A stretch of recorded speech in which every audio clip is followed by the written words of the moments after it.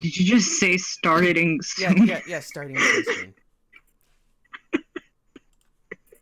Mm-hmm. Yeah, that actually is correct.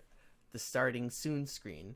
So, when people start looking at it, they'll see the starting soon screen. So I can paste the link to this live stream everywhere, and people.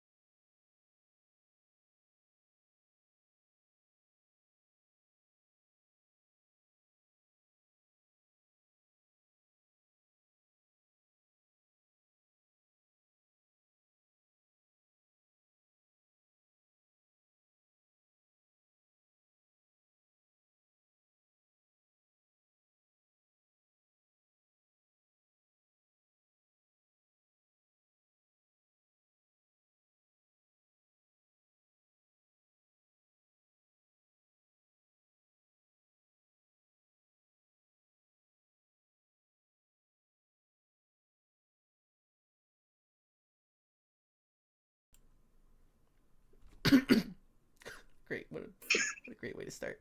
Hello. Hi.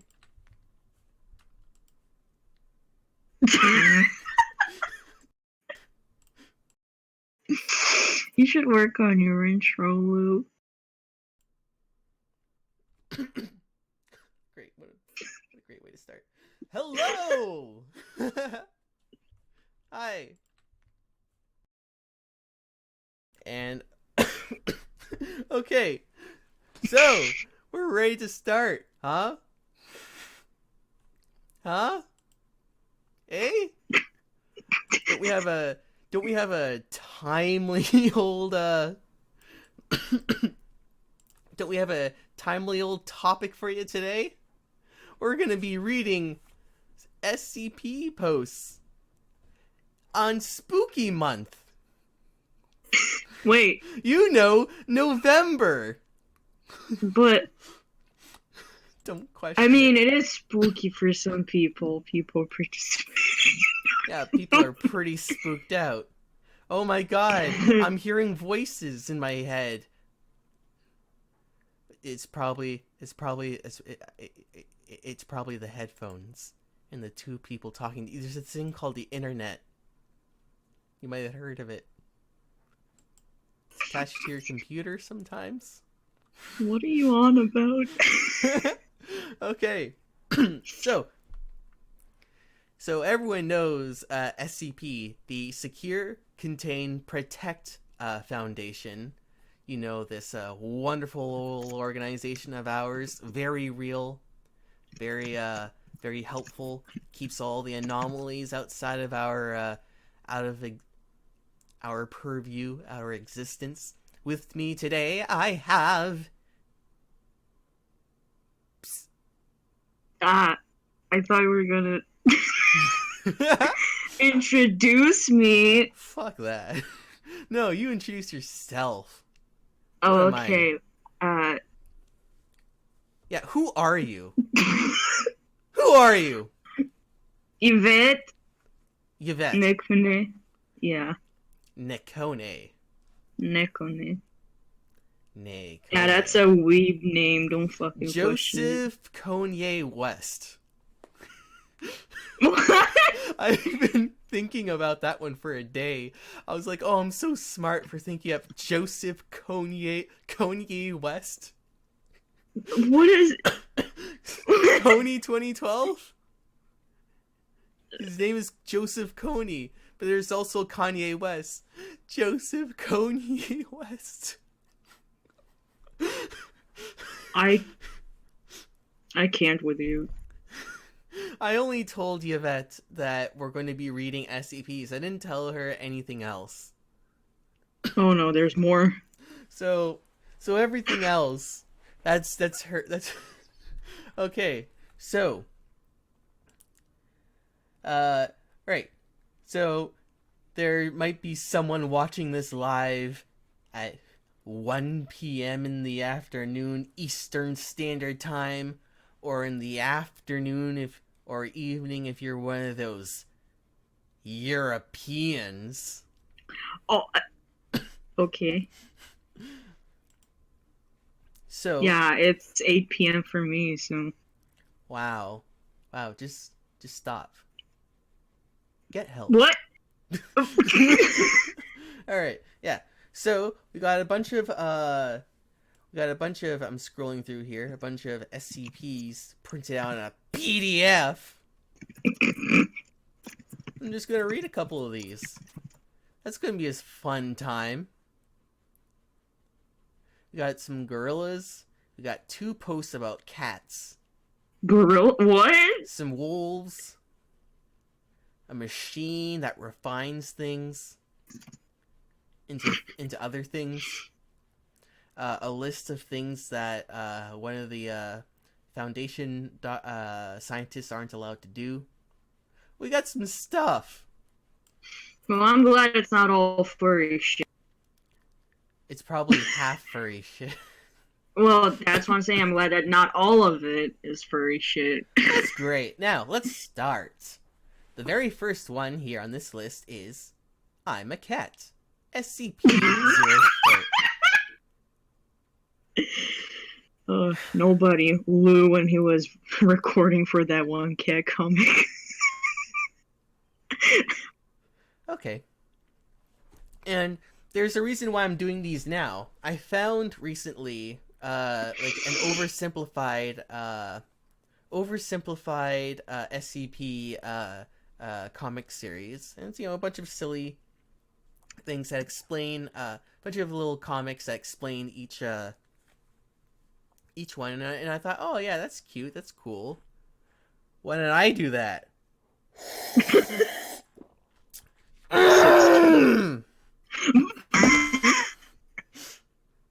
So, SCP-040. I'm a cat. Object class, Euclid. Would you like it if I just read it to you like this, or would you like me to try some, like, science-y, like, you know, like, disattached voice. What? Would you You like me elaborate to on that? read it like I'm talking to you like right now? Or would you like me to like read it to you like a disattached scientist? What's a disattached You scientist? sound distant. Like you're like a scientist. Like you're separating the people from the problem, you know? Yeah? Yeah. You have a preference? Bruh? No. Okay. We have fun here. Also, Yeah. I'm kind of sick if you haven't figured out by the 20 coughs in about 10 minutes so far. You've been sick for 2 weeks. I've been sick for like a month. Yeah.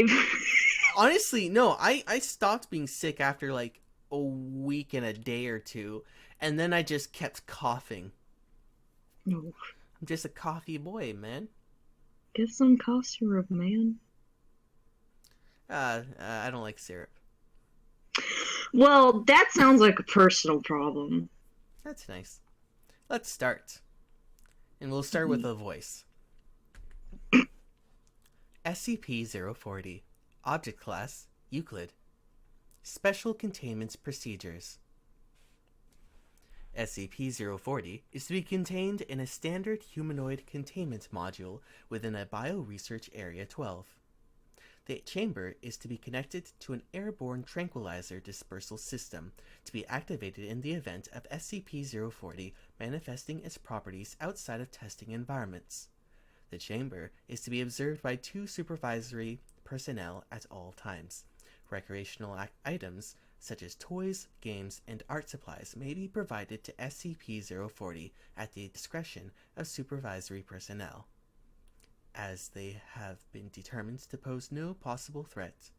SCP-040-1A, SCP-040-1C, and SCP-040-1J have been approved to remain in the containment chamber with SCP-040 for purposes of the subject's mental well-being. Security Chief Special Order 392-5.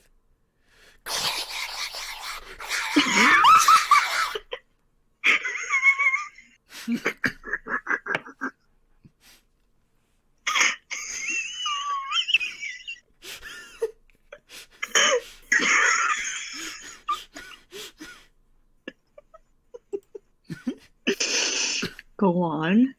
All other entities modified by SCP-040 are to be disposed of after every recovery and study according to standard biological specimen clearance protocols, as outlined in document CDP Bio EN-1.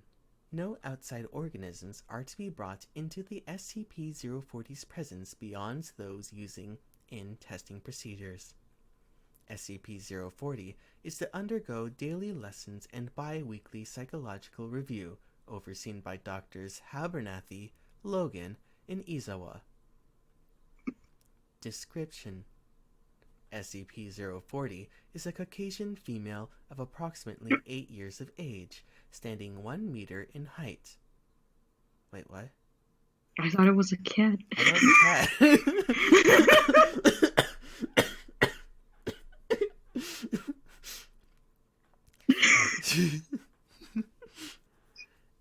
Okay. SCPs. I'm shook. That was a plot twist, right? Wow. SCP-040 bears numerous physical abnormalities. The subject's skin is highly sensitive to light and easily damaged by physical contact, and the subject's hair is a bright pink in coloration. This hair is brittle and falls out easily. The subject displays green-yellow heterochromia, with the sclera of the left eye black in coloration. SCP-040 has no sight in this eye. SCP-040's emotional state is within acceptable boundaries for an individual of its age group, accounting for the effects of its prolonged containment and physical abnormalities. Subject's intelligence is slightly above average for its age group, and displayed behavior is generally cooperative. Of note is SCP-040's quick acclimatization to containment, believed to be resultant of its upbringing before recovery. SCP-040 is manipulating... SCP-040 is capable of manipulating living matter, mutating and modifying existing organisms in order to create new ones, collectively referred to as SCP-040-1. This effect is at will, but requires significant focus and time to enact and becomes increasingly unreliable and inaccurate when manipulating details through small-scale modifications. SCP-040 is incapable of altering microscopic organisms and has great difficulty in altering plant life. Dead organic matter may be... Hey, Yvette. Yeah? I don't give a shit anymore. What? Do you want to move on? I don't care. Yeah, because it's not a cat, so like, like. Wow, I thought this was. I thought it was gonna be a cat. All right, let's move on to the next one. SCP-230, the gayest man alive.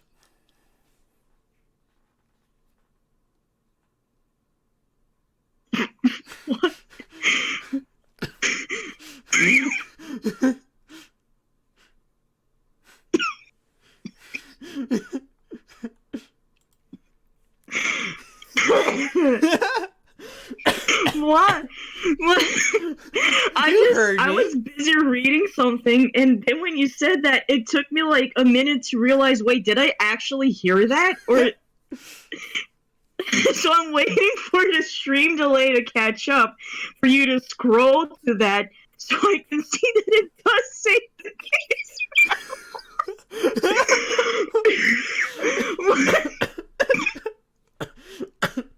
Okay. SCP-230. SCP-230. Do you prefer 230 or like 200? Do you like prefer like 230 or 230 or like 230 or like I don't care really. SCP-230, the gayest man alive. You cut out wheezing. Your wheezing's too powerful. Hello, the gayest man alive. Hey, let's have a party. Oh my god. Hey, Yvette. Come to my house. We'll have a party. Shut the fuck up. I don't want to fucking hear that anymore. I shouldn't bang on my table too much. I have a lit candle on it. Like, I love how it's like, come to my house, we'll have a party. It's like, okay, that's silly to like someone who's just hearing that for the first time. But what's also funny is that you then say, I'm tired of hearing that, as if I keep telling you this. So I keep saying, come to my house, we'll have a party. I hate this. Alright. So, SCP-230, the gayest man alive. Object class, Euclid. Oh, and, checking out chat, we finally have someone. Aurora the Ripper. Gayest? Have you even met us? Well, thank you, Aurora. And for those of you just watching, which is the 3 people watching, be sure to, like, leave a thumb up. Maybe if you're watching this for the first time, you're not familiar with my channel, subscribble, please. Like, seriously, I really... Now, on my channel, I have a counter here on my stuff where it says all my it says my Twitter, it says my Tumblr, it says my SoundCloud, and it also shows a subscription bar, and G Willikers. That number is not right there. So it says 721, but I'm at 741 subscribers. So I need 9 more subs to meet my subscription goal, to make a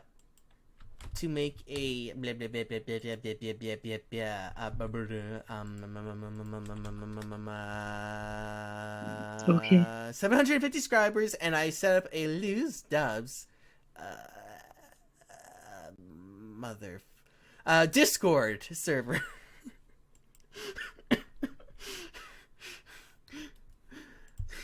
We smart here. Oh yeah, absolutely. Yeah. So at 9 more subs, I'll make a Discord, and it'll be limited space, so, like, like 20-25 people allowed. And then, like, at 1,000, the good old big 1000, I'll open up for, like, more people. So I just drops down there I'm dropping into the chat now some links. So please do actually do share these links so that other people can watch this, and tell them to subscribe. All right. So, SCP-230, the gayest man alive. Object class, Euclid. Special containment procedures. SCP-230 is to be kept in a secure room inside. The room must have a controlled ventilation system so that air... Man, I can't believe, like, people actually, like, listen to that voice. Yeah, that's an awful voice. You mean your voice? No, the talking like this. That's just so annoying. Maybe special containment procedures. SCP-230 is to be kept in a secure room in sight. The room must have a controlled ventilation system so that air exiting the room can be properly filtered before it re-enters the regular ventilation system of the complex. SCP-230 is to be given anything he requests that does not violate standard procedures for SCP containment.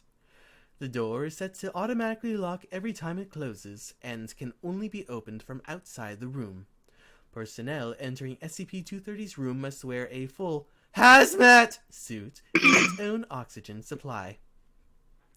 Personnel exposed to the air in SCP-230's cell, or who come in physical contact with SCP-230, or any of his bodily fluids, must be contained and held for observation for no less than 1 month. Personnel They just catch the gay.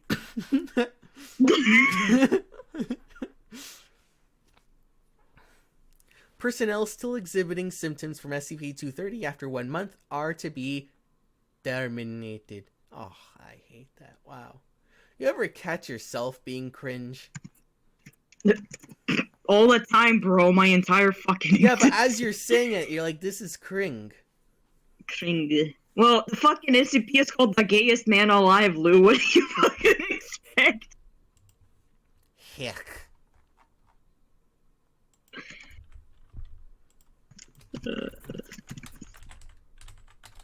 Yeah.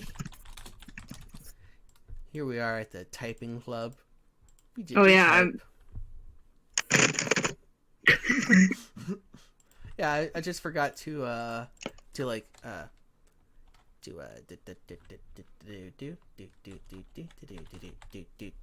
say that I was streaming now on the Tumblr, where most of my followers are, and just gotta put up a sign saying I'm streaming now, and a couple more in over the next half hour, just so that they don't forget.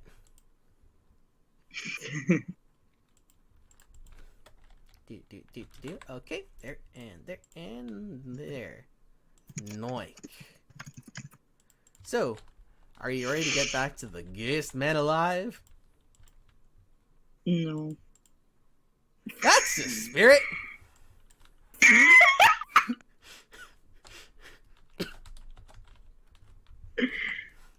Alright. Let's get back at it. Blip, blip, blip, blip, blip. And... okay. Due to recent events, subjects that have been exposed and cleared by staff are required to undergo regular psychological exams.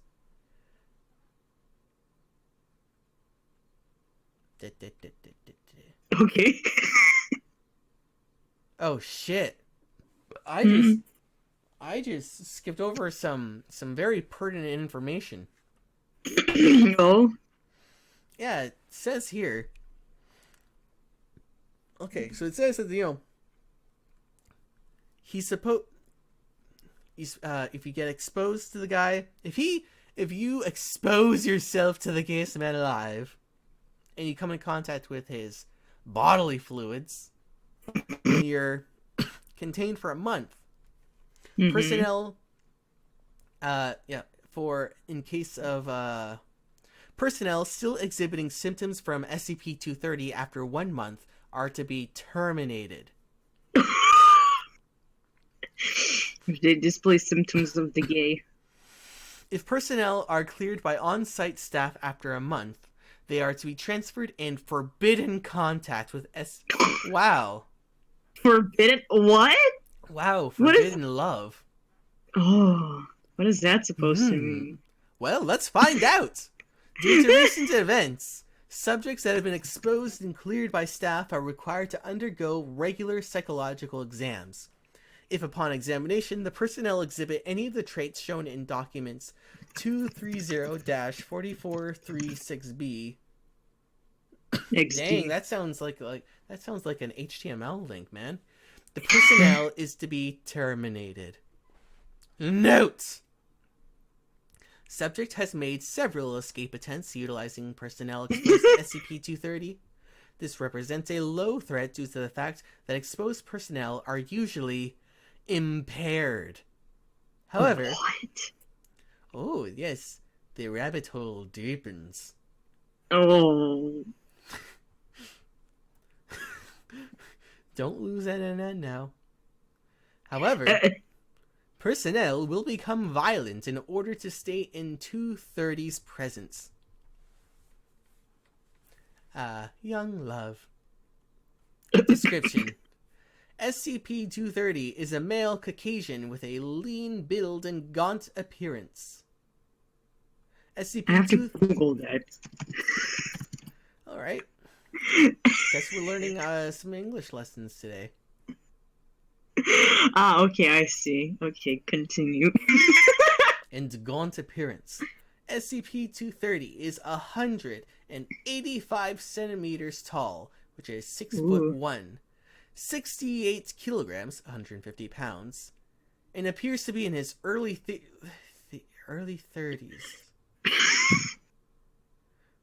I'm sorry, that was just like, oh, this is just Joker. But then it's like 30s. Oh no, this guy looks like more like early 50s. He wears bright clothing and prefers colors pink and yellow.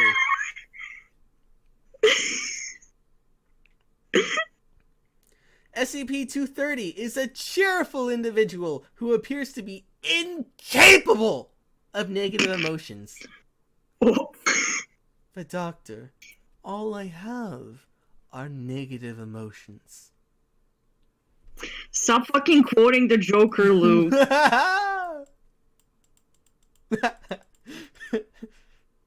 Alright.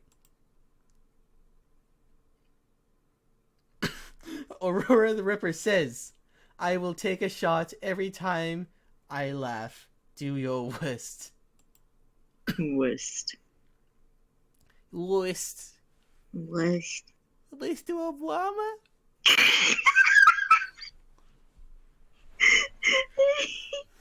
Aurora, it's a little early to start drinking.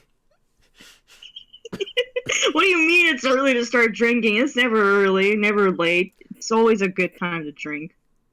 Listen, you shouldn't say like negative like advice that's like the opposite of true advice when you the person saying it legitimately do that. Well, all right, let's continue. It'd be the Slav lifestyle, Lou. You don't get it. You wouldn't get it. I'm sorry, I just realized that like there's no camera or anything, but I just like stopped for a second. I just kind of like put my I had my elbow up at a 45-degree angle, and I just kind of put my hand to like my forehead, and I just like just like the Office. It was like an office shot. And I just have like just like my 3 fingers just on my forehead, just like wow. It's like ideal. We live in a society.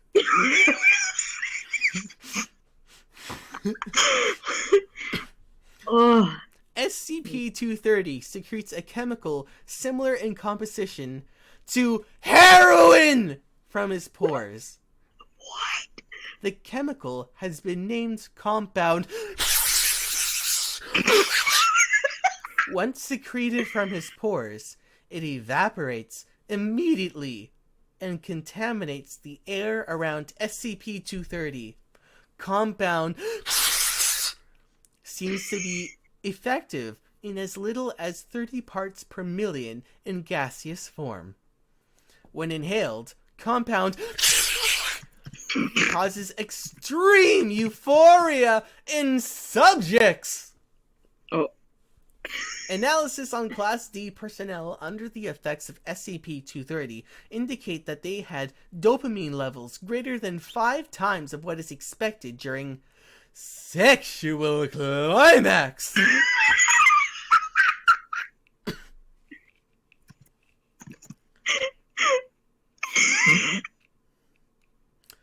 Right. Subjects express impairment similar to the effects of heroin. Subjects become willing to comply with any request SCP-230 makes, provided it does not involve leaving SCP-230's presence. Compound is present in all of SCP-230's bodily fluids. Kinky. All of SCP-230's bodily fluids. All.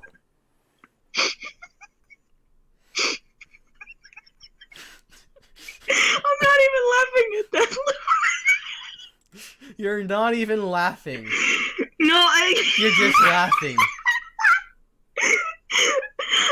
No, just Xylo is being a whore, and she's sending me a picture that she knows makes me piss myself laughing, and Xylophone?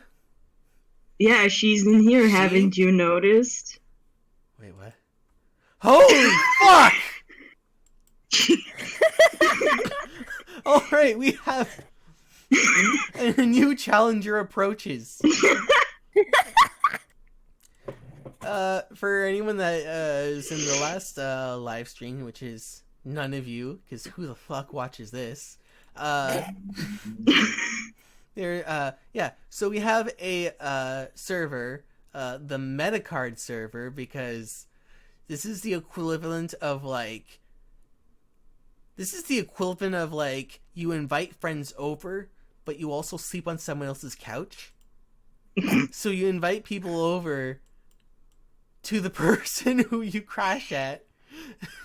So Xylo is another tenant of this weird slumber party of a server. So Xylo is here. Xylo is a great friend of Yvette, and Yvette is a great friend of the stream. And we're all great friends. Oh yeah, absolutely. Yes. So just for clarification, this is the sound of me talking. This is the sound of Yvette talking. Ah. And the sound of Zelo. I'm thirsty.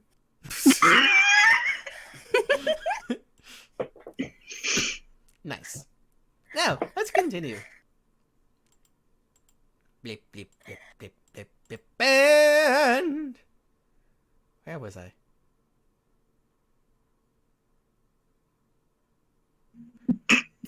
Exposure is possible even by contact with SCP-230's skin. Exposure to the compound will result in immediate addiction. I'm addicted to your touch. Oh my god. Withdrawal symptoms are extreme and have a 30% mortality rate. So if you touch me, you die. Okay. Yes. No comments from the peanut gallery. Symptoms include loss of appetite, tremors, panic, vomiting, diarrhea, irritability, dementia, insanity, blindness, lethargy.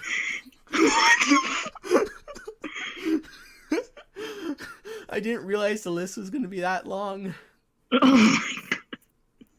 Those symptoms vary from subject to subject. Symptoms typically last for around 2 weeks before subsiding. The symptoms appear to be determined by how much compound this subject is exposed to. Subjects that ingest any of SCP-230's bodily fluid, i.e. saliva, blood, etc. Oh. Piss. Have a mortality rate from withdrawal of 100%. So if you drink from SCP-230's pee-pee, you will die. Oh. Ugh. You will die of withdrawal symptoms. I just love how me and Xylo had completely opposite reactions. The duality of man.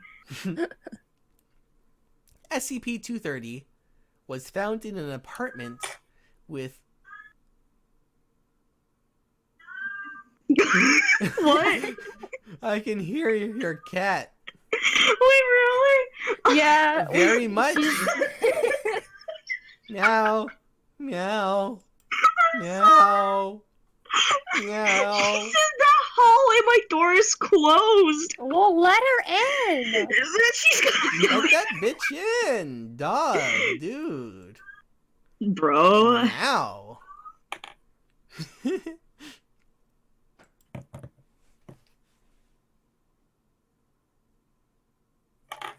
I think Alright. she stopped. Nope. I just heard her. All Don't right. choke. I'll try not to. Okay, let's continue. SCP-230 was found in an apartment in with 20 people acting as his servants. SCP-230 seems to be actively attempting to limit the number of people he exposed. Several bodies of exposed persons were found on the premises. When questioned about them, SCP-230 replied, "Man, I gotta give this guy like a voice.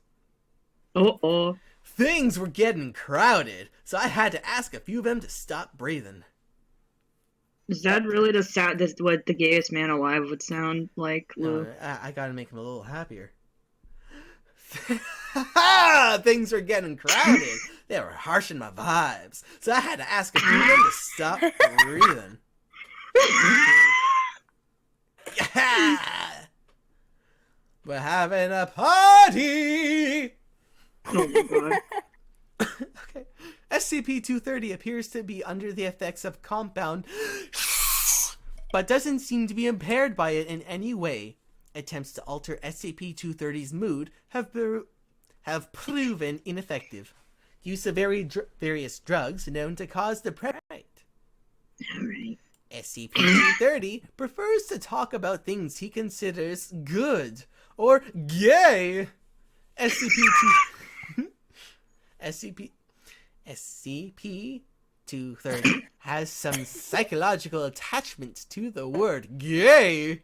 When asked to describe himself, SCP-230 used the word gay 6 times, gaiety 4 times, and the word gayest once, when SCP-230 referred to him as the gayest man alive! Oh my god. Who made this? The author. What do you mean, who made this, Xylo? This is I a want to god. know who made this, because what kind of person has the imagination to make something like this?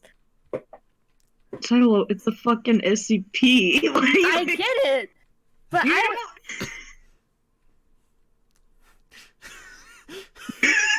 Your silence is defeating.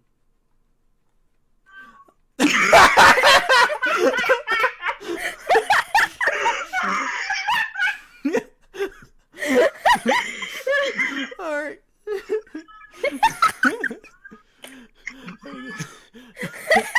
Okay. Okay, let her in!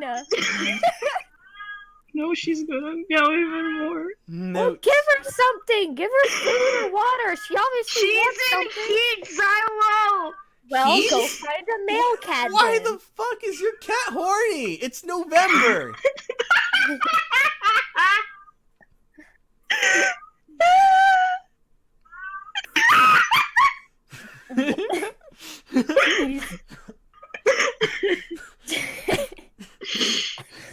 What's the point?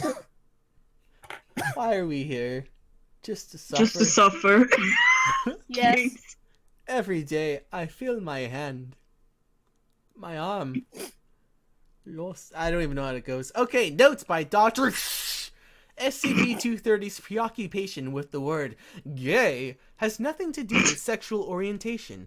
SCP-230 doesn't appear to have a sexual orientation due to a lack of interest in sex entirely.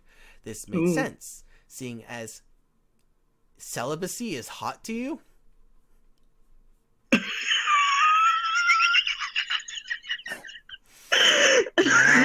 No. Meow. This makes sense, seeing as SCP-230 experiences the same amount of pleasure doing any given activity, making sex unnecessary. How about reproduction, you dipshit? Addendum 230-1.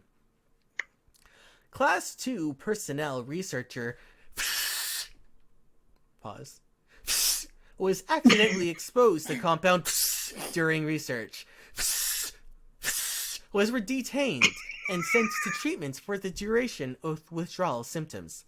After 1 month, was released after being cleared by medical staff. 2 months later, was found trying to break into SCP-230's containment area. Reacted violently and injured several personnel before she was detained. Was terminated after examination. Man, double termination. That's hardcore. And precautions have been made to prevent further occurrence. See document 230-4436B. Date document 230-43443. Document 230-4436B. Data expunged.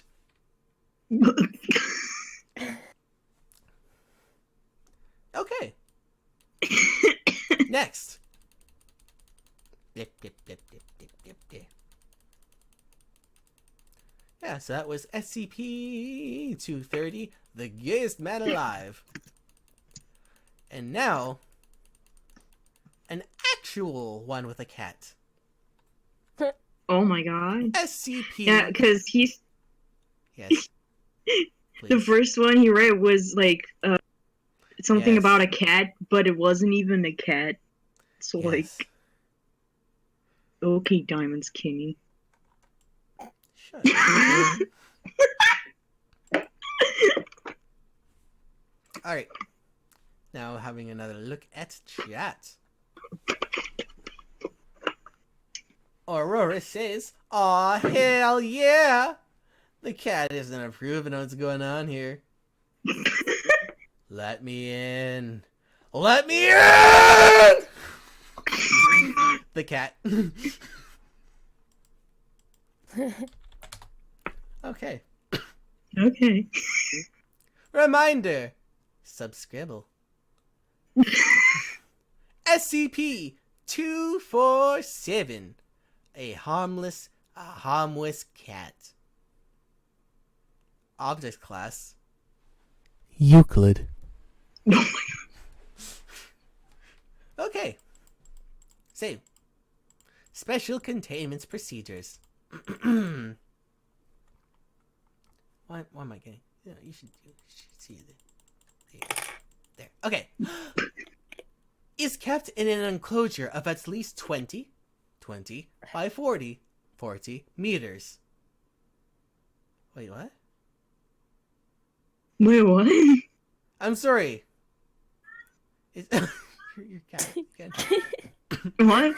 Wait, I'm sorry. I've been seeing some of the other SCPs, and they have like a 5 by 5 by 5 meter containment cell for a straight up human. So that's like a room. But this fucking cat gets 20 by 40 meters? It's a cat! And then there's that's cat in the background.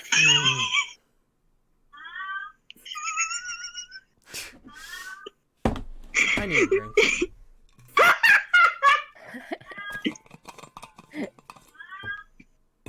The thermos. Oh man.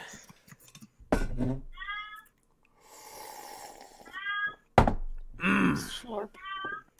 Slurp.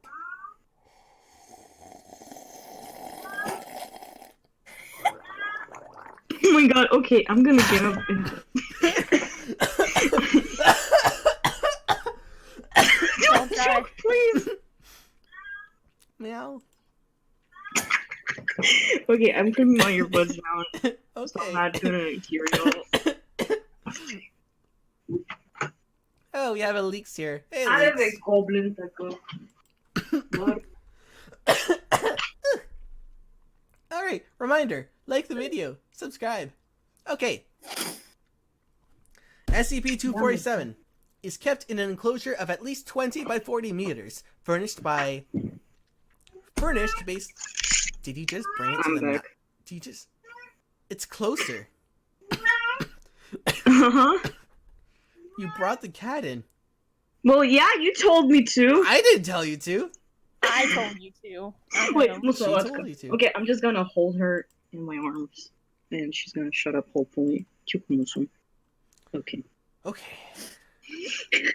So, furnished based on the plans provided by the redacted zoo, and aligned with SCP-148 but scribbled out, offset from the rest of site by at least 50 meters in order to mitigate its psychic effects. And then I see a grammatical error. There is a period, and then it starts with the the brackets. But that's not correct. you're supposed to put. If that's the case, then you would just make it a different sentence. So, grammatical issues aside, let's continue. Ow! Fuck. Did it bite you? No, she's just like, That's one of its kinks. no. She's just like kneading my thigh, but her claws are out. Is so this a she kind of, stray like- cat? No, It's, she's okay, it's not spayed. It's got you don't have to declaw them, but you can like dull its claws or like no. clip them. We have no reason to do so. She's not a troublemaker. She's sure okay. She's 14, Lou. She's a fucking grandma. Your grandma. Okay. Babushka. Babushka Yvette. No, babushka. That's how you pronounce it, you dumbo. Yes, Babushka Yvette.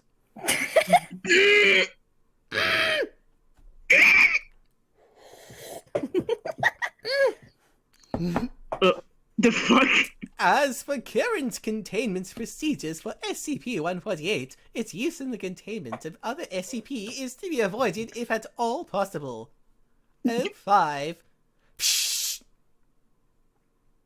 SCP-247 is to be Wait a second. If your cat is a grandma, why is it horny?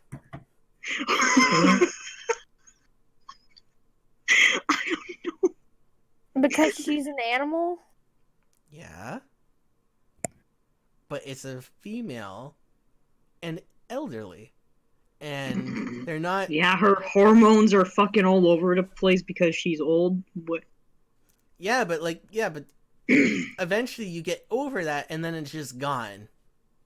Also, Aurora said that cat is my favorite part of all space and time. So, like, my cat right now is the reason anyone is watching your stream, Lou. So, I suggest you don't talk shit about my cat. All two people? All two people. All two people other than the two of us. Okay. So, SCP-247 is to be fed 18 kilograms of fresh meat on a tri-weekly basis. Which means, like... Wait, no. Bi-weekly is twice a week. So tri-weekly is 3 times a week. Wait, it's supposed to be fed 18 kilograms of fresh meat a week? It's a cat! Feeding occurs in a separate enclosure. Cleaning staff should enter the enclosure only during designated feeding times. No other access to the enclosure is allowed. The footage resulting from any violation of this order is to be archived for use in training the cleaning and monitoring staff of SCP-247. In case of a containment breach, the entire wing must be evacuated and all live footage of the incidents heavily censored. No. Wait, why censor it? Then why archive it if you're just going to censor it all? What the fuck is wrong with this place? All information that's even somewhat relevant is like, oh, no. I'm just going to take a black highlighter and just... I was trying to highlight this, not black it out. Okay. So, the area SCP-247 occupies will be sealed off and gassed, followed by the return of SCP-247 to containment. If for any reason this should become impossible, a retrieval team will be sent in armed with heavy tranquilizer rifles. Oh, like they did with Harambe. Oh my god! Retrieval. Free my boy. I cannot believe you just fucking mentioned Harambe in 2019, Lou. In the year of our lore. Hey man, it's current year. It's 2015, man. We can't be keep doing this, man. It's current year. Retrieval agents must be specially selected for high reflexes, excellent marksmanship, unquestioning obedience, and low empathy scores. Okay, description. SCP-247 is a Bengal tiger. Panthera tigris, adult female. Like yours, which is cooing, I think. Like a pigeon. I guess. Which to all observers appear to be a harmless cat. Felis catus, juvenile female. With an orange and black striped coat resembling that of a tiger. Wait, so is it a Bengal tiger or is it... No, it's just... It's a tiger in the shape of a cat.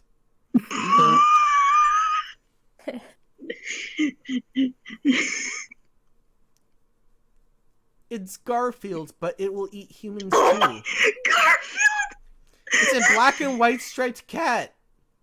Or a orange and black striped cat. Oh It's a my Garfield. God. Yeah, I love that's a I Garf. love Garfield. That's a Garf. That's a From Garf. tip to toe, that's a Garf. That's a Garf. That's a Garf. Naritacamos. That's a Garf. That's a Garf. Sorry, I was talking to my cat. Oh my, what is that? It's a Garf. It's a Garf. A Garf. Garf. Garf. Here Garf. there be Garflings. Garf. Garflins. Subscribe and like this video! Let's continue. All 2 people watching that have already subscribed and liked the video. Yeah. There's 3 people watching. Get a hold of yourself. We're Oh big- yeah, we're, of course. I'm we're hitting sorry. showtime now. Oh yeah, We're the big boys. the Yeah. big boys. Mhm. Yeah. Oh yeah. Stop. Okay. All right. Zelo's still here. Yes. Good. All right. So, remote feeds and still photos also show this illusion, although it is unknown whether the photo itself is affected or merely the observer. Holy fuck. I'm sorry. I just had a like. Sorry. I just had like a mind blowing thing where it's like, okay, so it's definitely a tiger, but it looks like a cat. You look at it, that's a cat. That's a Garf. That's my boy. It's a house cat right there, right then and there. A real asshole house cat, but it's actually a tiger. Oh, you look at it and it's a cat. So then you take a picture of it. So, is the picture taken by the machine then produce a picture of a cat that's actually a tiger? Or is it actually printed the way it's supposed to, but then when you, the human, looks at it, it looks like a cat in the picture? But so is the picture itself flawed, or is our perception of the picture flawed? That's deep. That's deep. bro. And quite frankly, I no longer care. Let's continue. Yeah. SCP-2... Yeah. Yeah. Yeah. Yeah. I thought Zeloso was like... I was like, yeah? Yeah. Okay. Continue. SCP-247's true nature has been confirmed by analysis of weight, water displacement, and dental molds from bite marks. Oh. What? This is fucking great. The whole... The plot thickens. And so does my brain. What the fuck? My brain! At the mere thought, the tantalizing thought of this mystery. Thickens. Oh, it thickens. Ew. This mystery is thickening. No. unknown exactly how SCP-247 generates this illusion. There are two components to the illusion. First, a mimetic effect that changed the perceived image of SCP-247 to be that of a kitten. And second, a psychic component which radiates outward from the subject, diminishing according to the inverse square law and reaching half strength at meters. Any sentient being within this field comes under the impression that SCP-247 is completely harmless, regardless of prior knowledge or experience. Individuals in this field also show extreme reluctance to harm or allow others to harm SCP-247, even while being actively harmed by the subject. This psychic field can be blocked with SCP-148, or avoided by striking from well outside its effective range. Then why would you censor that information? That's pertinent information.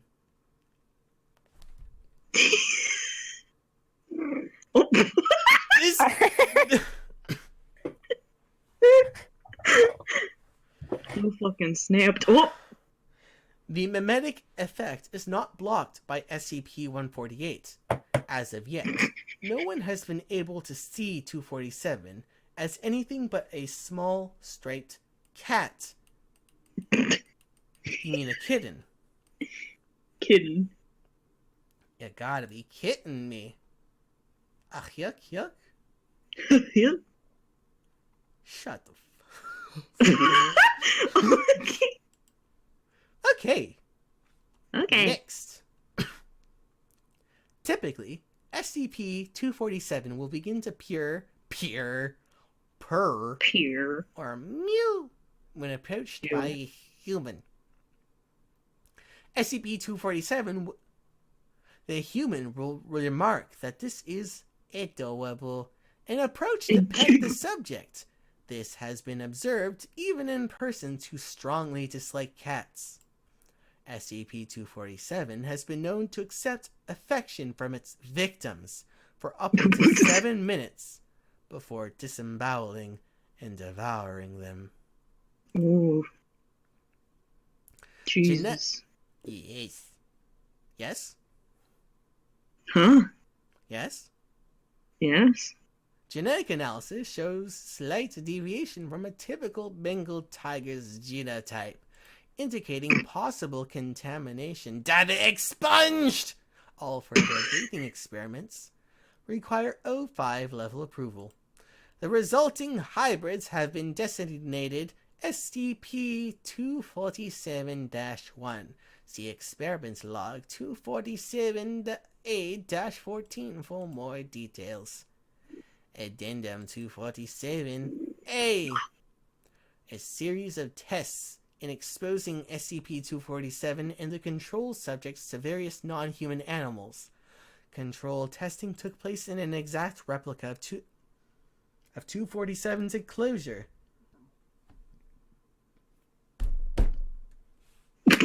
Control A is a yellow kitten matching SCP-247's apparent size and age. Control B is a fully grown Bengal tiger matching SCP-247's actual weight.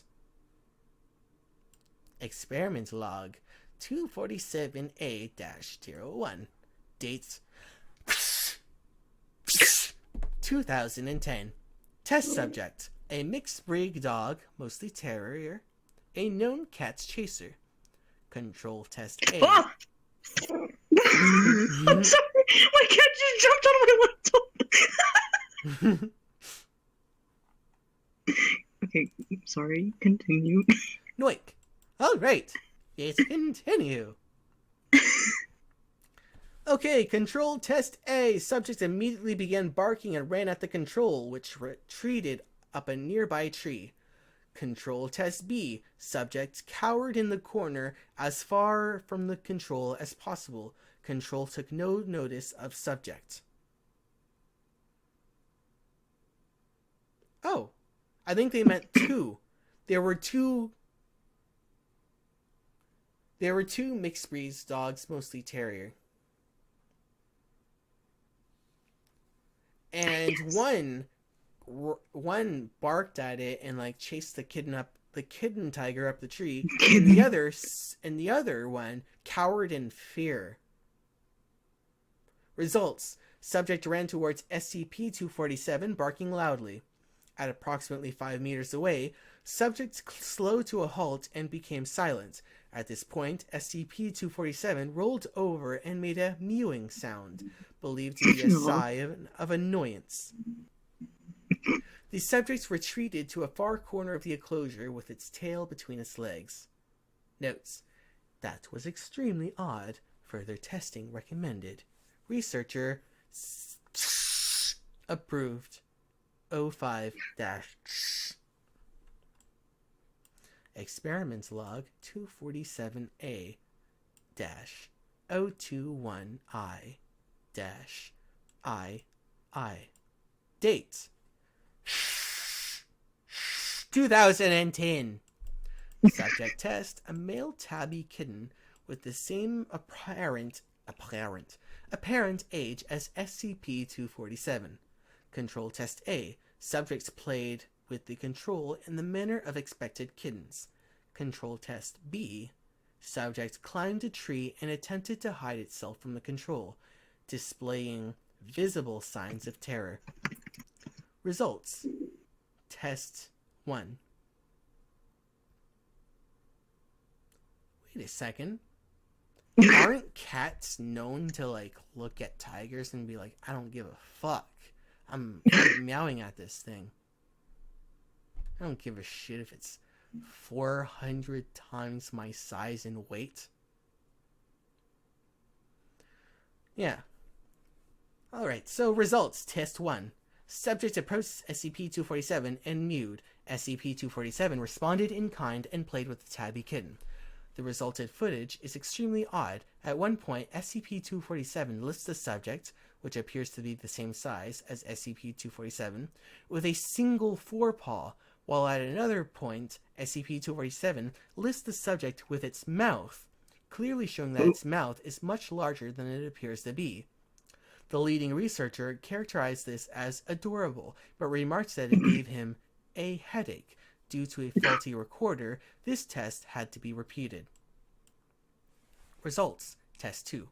Subject approached SCP-247 as above. 247 made a deep purring sound, analogous to a growl. Subject reacted as in Control Test B. Notes: this seems to indicate 247 has some degree of conscious control over its apparent appearance. Researchers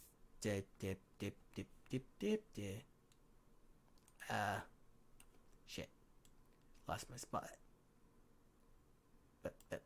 There. Researchers. Okay. Next experiment log. Test subject: an adult male deer. Normal prey animal for a Bengal tiger. Control B and SCP-247 were not fed for 3 days prior to this experiment. Control test A. Subjects grazed. Control fell asleep 2 minutes into the experiment. Control test B. Control attacked, killed, and devoured subject, which behaved normally for a deer trapped in an enclosed space with a large predator. Results. Subject began grazing as in Control Test A. SCP-247 approached it calmly and killed it with a single bite to the neck, then proceeded to devour the subject. Test was repeated without 247 being forced to fast. SCP-247 completely ignored the subject for over a day before apparently becoming hungry and killing it, again with a single bite to the neck. Hot. Boy. Notes: SCP-247 seems to prefer humans, both as food and for entertainment. Other prey animals presented to SCP-247 were all killed in a single strike, while humans are invariably allowed to pet the SCP for some time before being killed, and are sometimes mauled and played with the way a cat will play with a mouse. Furthermore, the SCP has killed every human it has had the opportunity to kill, regardless of hunger. Researcher... Shh! We're going to have a short break at the end of this one, just so I can have some snack.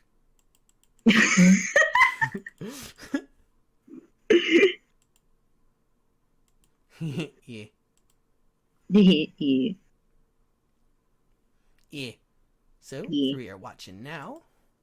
Still. Now, let's continue. Experiment log. Who gives a shit? Date. You know it's censored anyways. Test subject. An adult female chimpanzee. Oh. You're not going to say hot or anything? No, why would I? Because you said hot every single time so far. What? Control test A. Subject and control ignored one another. Control test B. Subjects were treated to a tree, showing some signs of unease. Control displayed some curiosity towards the subject, but did not attack. Results. Subject approached SCP-247, made noises identified as signs of affection, and began to groom SCP-247. 247 allowed the subject to groom it for over an hour, then messily killed and devoured it. Wild. That's nature. That's National nature. Geographic. The Discovery Channel. Discovery Channel. Notes. This seems to be its typical reaction to unfamiliar prey animals. It seems to prefer to prey on apes with advanced social behavior. Experiments with gorillas and other social apes have shown similar results. I wonder what if it did a gorilla.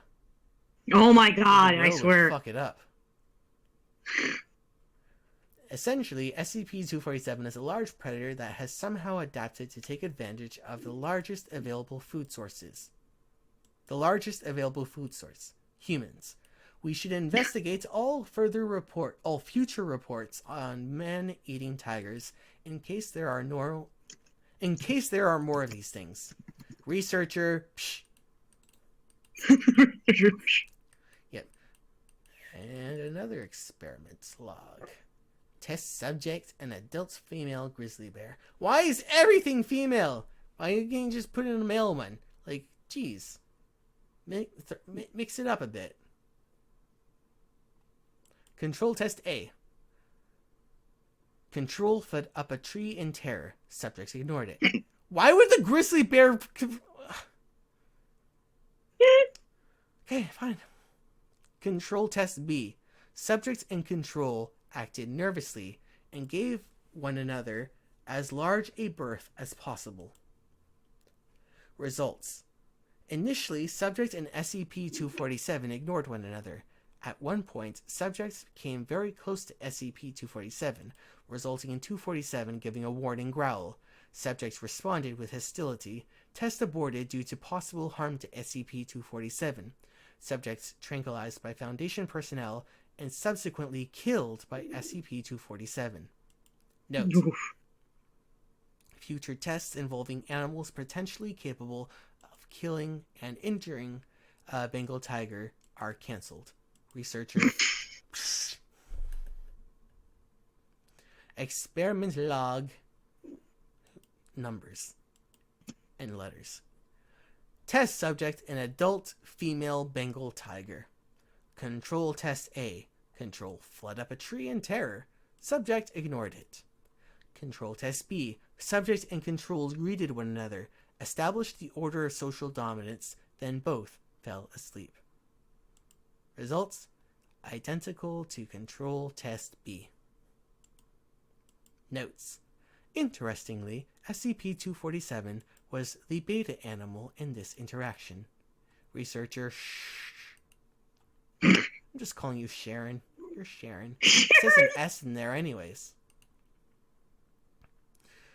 Test subject. An adult male Bengal tiger. Finally! Finally a male. Yes. Control test A. Control fled up a tree in terror. Subject ignored it. Control test B. Omitted. Record of normal Bengal tiger. Mating behavior substituted. What? Results. As expected based on control B. Data expunged. God damn it. Finally we get some spicy shit. Data expunged. Okay, cuck. Aurora the Ripper says yes to equality.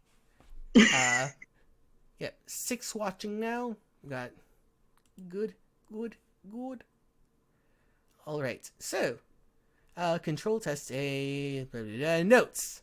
Researcher Sharon has been removed from this project for lax security in his experiments. Oh wow. Well, it's probably because your name was Sharon. Although, in light of his injuries, further disciplinary measures have been deemed unnecessary. Data expunged. Which seems to have benefited from a form of hybrid vigor, has been designated SCP-247-1. Considering that SCP-247 is likely to have bred naturally in the wild, Mobile Task Force Iota-5, Tiger Bait, has been formed and assigned to hunt down and contain or destroy all incidences of the hybrid SCP-247-1. Love 05-shh. And that has been SCP-247. Now, nice. For everyone watching now, all 3 of you, I'm going to take a short break, but it's just going to be 15 minutes, and I'm going to have like a little sign that just says, we'll be right back. And it is currently about 2:28 p.m. in my time. So I'm going to come back at 2:45 p.m. So that is 15 minutes approximately. And when we get back, there's going to be more, and they're good ones. Yeah, we got some good ones. We got some good ones. We have a bridge that makes people hate people from Carthage, and the concept of Carthage as a nation. We have one about a toaster that makes you talk about the toaster as I am a toaster, and you can only talk about my properties as a toaster by saying about it in the first person. We also have guerrilla warfare and some gorillas. Oh my god. And werewolves. And by werewolves, I mean they're wolves, but they're really kind of like dogs. And they want to make you think that they're scarier than they really are. And then we have a machine that refines things into better versions or worse versions depending on the settings you put on it. Kind of like how you artist people are. And finally, a list of the things that Dr. Bright is not allowed to do at the Foundation. And an example, revised list. Yes, and for example,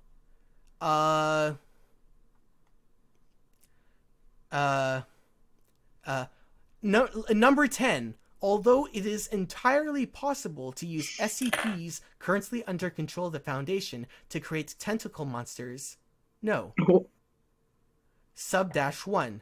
Not even if Dr. Palmer asks nicely. And number 11. There is no market for SCP brand pornography. -1. No, not even in Germany. Why Germany? So that's where all the weird shit comes from. I mean, true. Okay. So, with that said, I'm going to turn. Right here, you can see SCP-2513, a Roman bridge, and that is the one that we are going to return to. It is 2:31 right now, and we will be back at about 2:46. Okay? See ya! See you very soon. See you soon. So, be right back. And let me quickly just put but put a some text image here. Shit, I don't know why there's no text here. Be right back. Yes, good. There. Be right back. And there. Okay. It says be right back. Oh. Professional streamer. All right. See you at 2:47 on the dot. Be there, be square. Please come back. Subscribe, share this. Bye. For now. For now. For now. Oh my god. For Oh my now. gosh. For now. We will be back. Okay? See you in 15 minutes. Bye.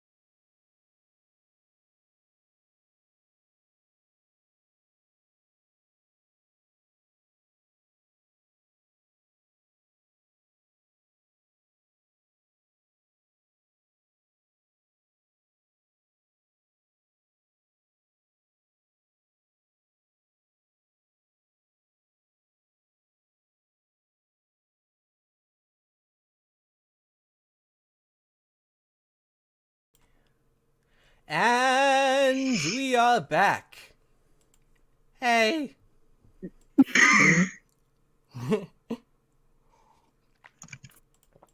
All right. Got some more hot water here. Had a nice snack.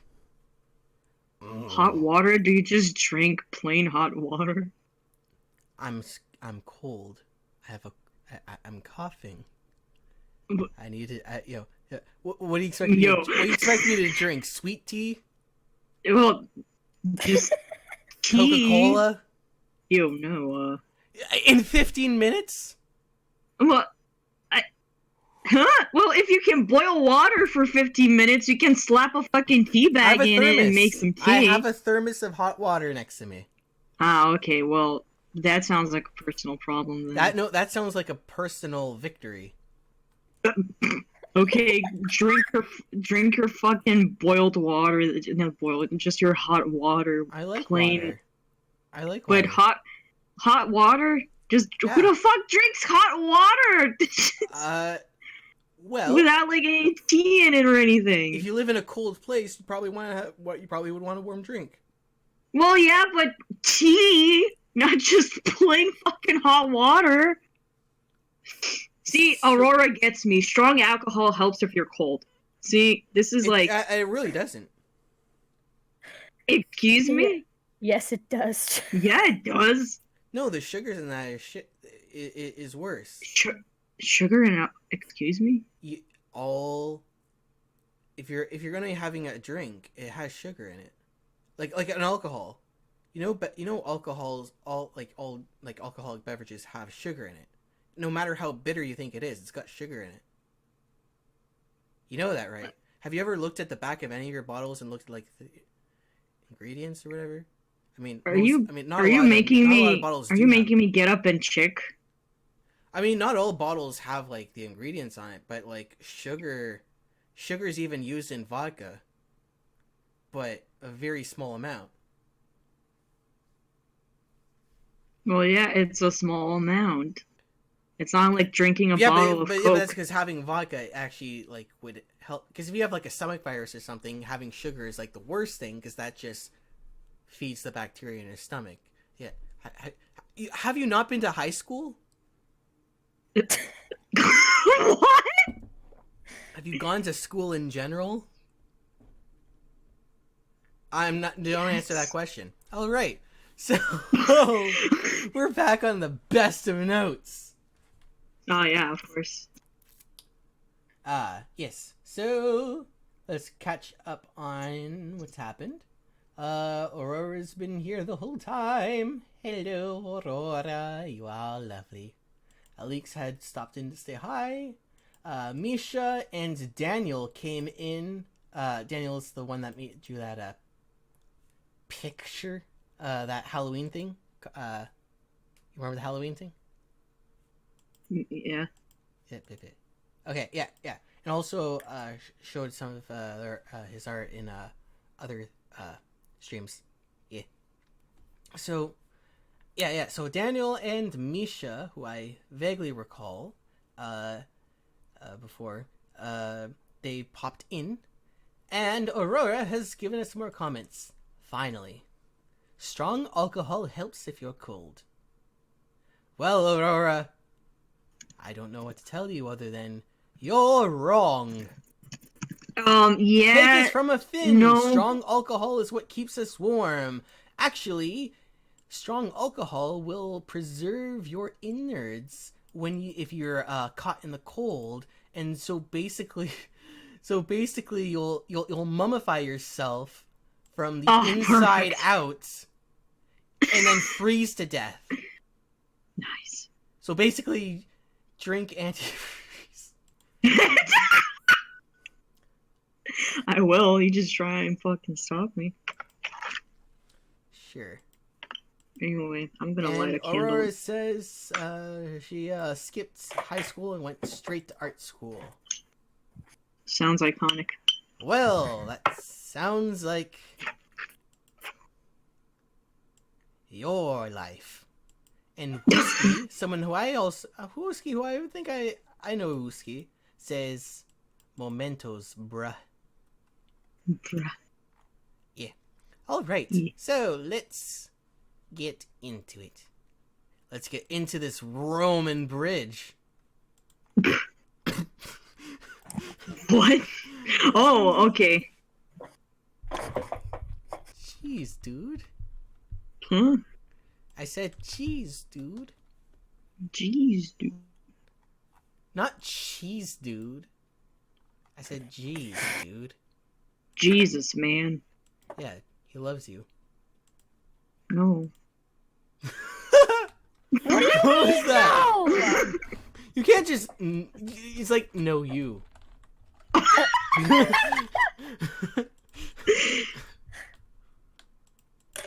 Yeah. Yeah, Yeah. yeah. Alright, so this one here is the Roman Bridge. And I'm just putting up some stuff here to show the live stream is still live on the Tumblr. And, let me give you guys a link to promote it if you so desire.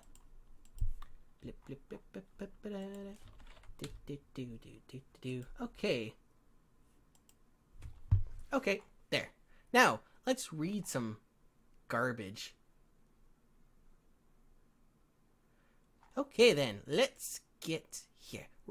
SCP-2513, a Roman bridge. Object class, Euclid.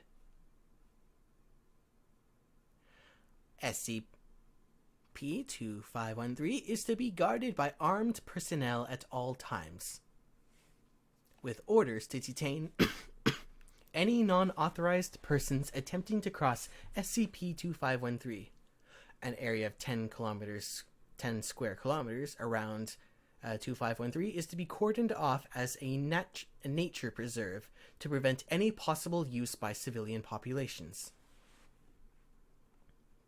Given the low saturation of information relating to SCP-2513, extant historical records need not to be tampered with. Historical depictions of 2513 are not already cataloged are to be reported to the 2513 project head. Description: 2513 is a bridge located approximately 7 kilometers north of the city of Ragusa, Italy. Let's Megusa, let me give you that. Let's give that a second one. Ragusa, Italy. Originally built by the Roman Republic and restored in 2006 by the Ragusa Heritage Society, it shows notable signs of decay owing to its age. 2513 will, when crossed by an individual from south to north, cause a sudden and irrational hatred of the Carthaginian Republic, a city-state that existed in a modern-day Tunisia until 146 BC. Further testing has determined that persons possessing no prior knowledge of Carthage will manifest this effect as a general dislike of North Central Africa and its current occupants. Testing on individuals with no knowledge of the continent of Africa have yielded little to no manifestation of 2513's effect. Wait, what? Who doesn't know that Africa exists and would be a test subject? Like, you would have to, like, go somewhere. You would have to go to, like, one of those, like, last few remaining South American villages in the, like, the Amazon, where it's like they have not made communications with, like, the rest of us for like 1,000 years or whatever. Like, Jesus, who doesn't know what Africa is? Well, some people don't. Okay. Testing on individuals without... However, individuals without a prior knowledge of Carthage will, when informed of its existence, begin to show the standard effects of SCP-2513. 2513's effect has been shown to trigger from as little information as the phrase, I am from Carthage. And Carthage exists. While the intensity of this effect has been shown to diminish over time, only a north to south crossing of the bridge has shown a capacity to fully reverse these effects. 2513 was first built in 253 BC. Ah, I see what they did there. SCP-2513 was built in 253 BC by the Roman Republic. It was ostensibly built to facilitate the passage of men from the city of Ragusa to aid the Roman Republic during several battles in Sicily. Following construction, however, the city of Ragusa shifted allegiances to aid the Carthaginian forces occupying the island. In 251 BC, the city of Ragusa once again shifted its allegiance to the Roman Republic. Unlike several other cities in Sicily during the remainder of the war, this was the last recorded shift of allegiance for the city.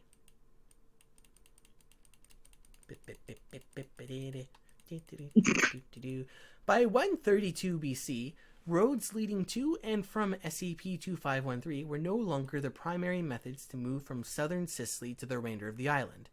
Little other historical record of 2513 exists, except for a note in historical accounts by Vincentius Bonajutis.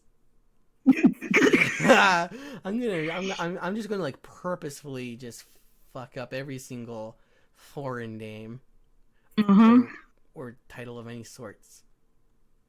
By Vincentius Bonajutis of the 1693 Sicilian earthquake. A single footnote relating to the destruction of the bridge is contained in his account, which was published in the scientific journal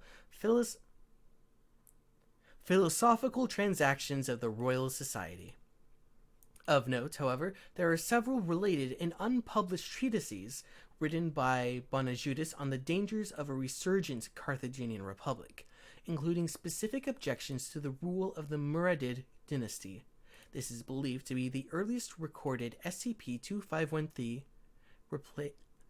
related event. Stones which possess a carving related to the Roman god Janus by an unidentified mason have been recovered from the area containing SCP-2513. SCP-2513 incorporates several of these stones into its construction, and further testing involving these stones is considered a priority to further understanding of the objects. Footnotes.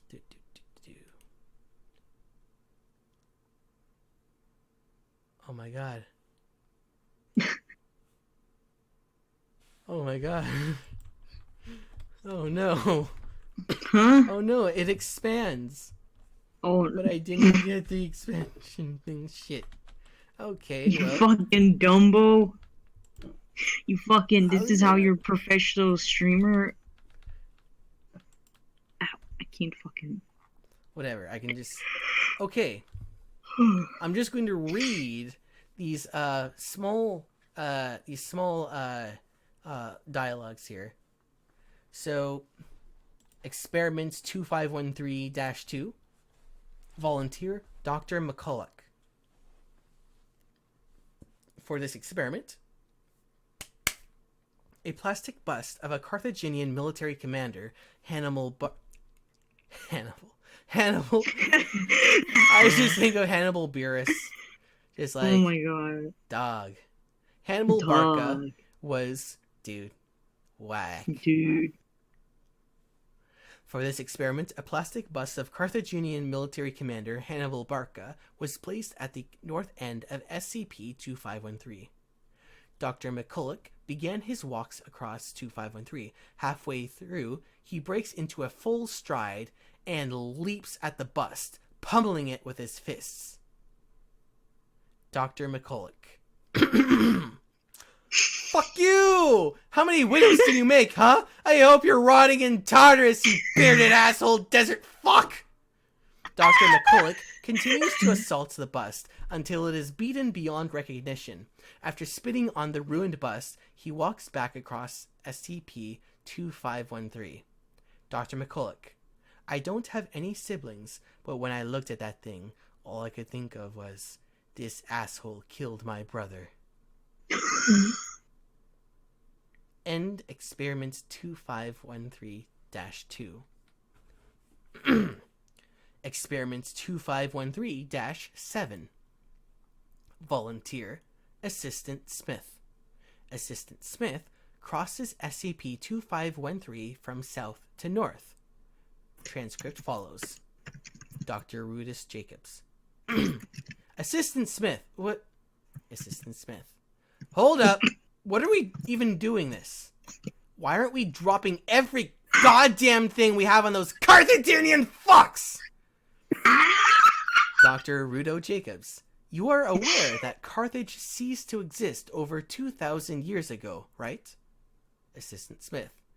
Then we drop them on Tenise. We could all sleep better if we know they were gone. You and I both know that those Carthaginian bastards are. We let them keep growing their empire. The next thing you know, they're gonna knock on our gates. Dr. Rudo Jacobs. Thank you, Assistant Smith. You can come back over now. Assistant Smith crossed back over the bridge with no incidents. Dr. Rudo Jacobs. Still want to birth down Carthage? Assistant Smith. Sir, I wanted us to nuke Carthage. End experiments 2513-7. Experiment 2513-10. But before that, let's have a look at the comments. Wooski, I just came back from my GF, so this stream is right on time to make my day perfect. Ragusa Italy! I don't know Africa exists. Aurora, See, I told you, Lou. Aurora the Ripper. Toto. Africa. Yes. And then Wooski said, who killed Hannibal? Also, at Aurora the Ripper. Suomi best. Lamau. Who killed Hannibal? Eric Andre. My face when I have no clue what you're talking about. Eric Okay. Andre show? Let me in. Let me in. And that thing. who and why and who did that and who killed Hannibal after shooting him 7 times in the chest, reloading, and then dumping another magazine into his into the stunt double. Okay. Okay. Test subjects D29632 and D21154. D29632 was ordered to cross SCP-2513 from south to north, while D21154 was provided with a phrase to speak once D29632 had fully crossed to the other side. Transcript follows. D21154. We'll call him D21. Do you feel any different? D29. Yeah, kinda. I feel, I don't know, angry. I want to punch somebody right in the throat, but I don't know who. Oh my god, me.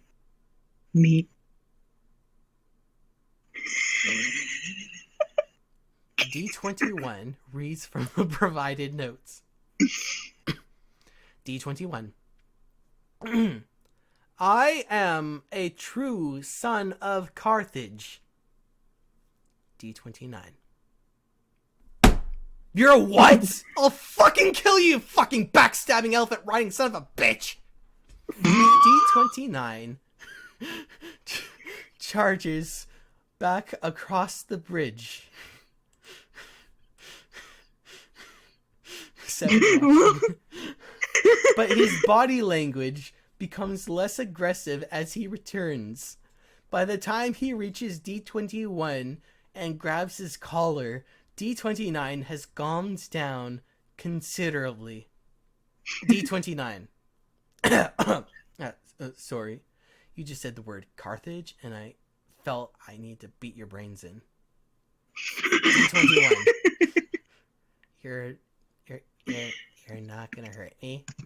D21. Or D29. I was 3 seconds ago, but not now. What the fuck happened to me? End experiment 2513-10. Experiment 2513-12. The last of the experiments. Volunteer. Researcher Newman. Researcher Newman was subject to imminent release from Foundation employment and associated amnestic treatments.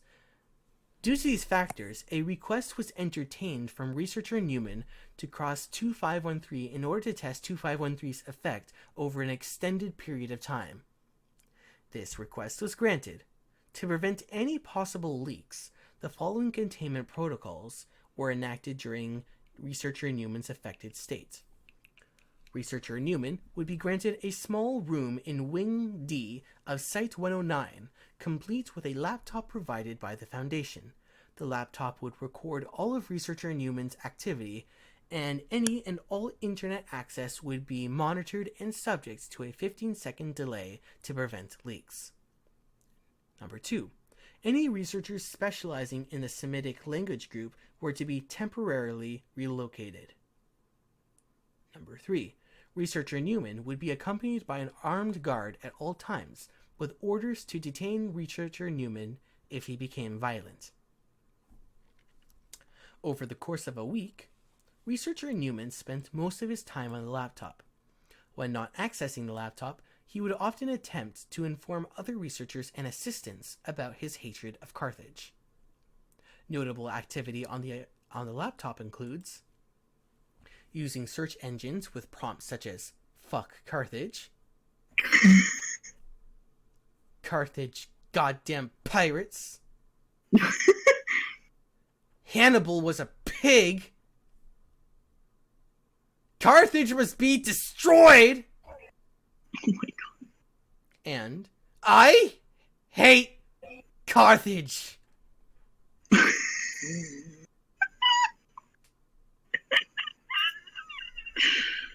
Downloading and playing a popular strategy game, creating scenarios totally devoted to crushing Carthage with overwhelming odds as Rome.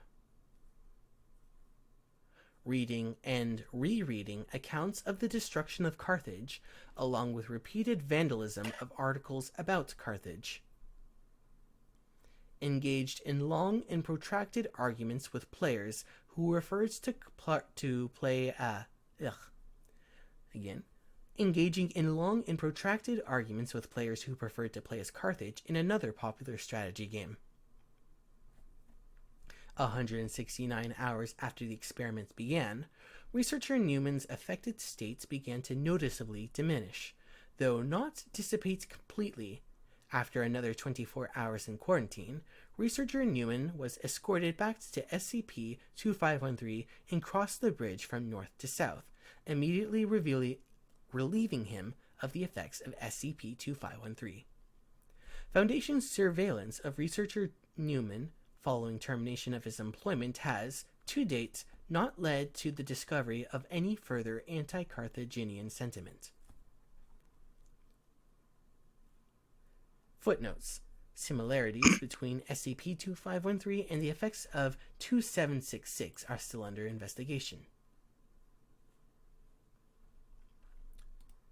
And now, we are done with the bridge. With the bridge? With the bridge. Oh with yeah, the that was a bridge. good one.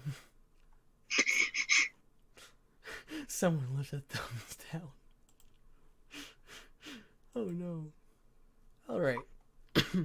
Next. I am a toaster.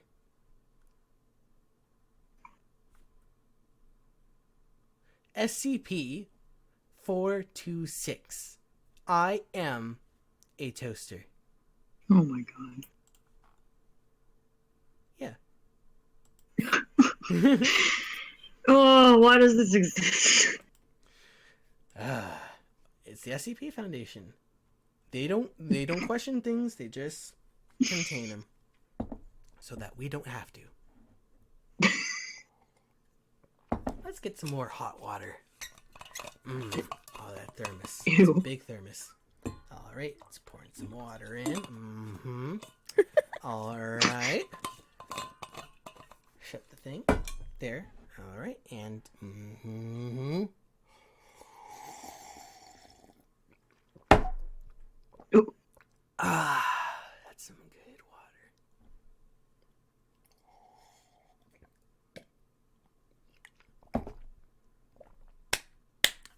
That was good. Okay.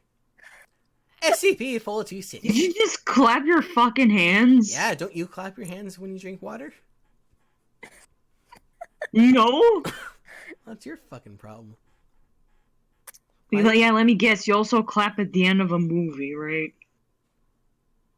I don't watch movies. I watch the outside of your window.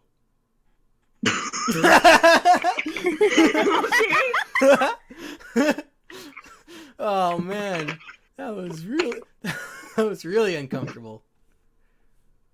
All right.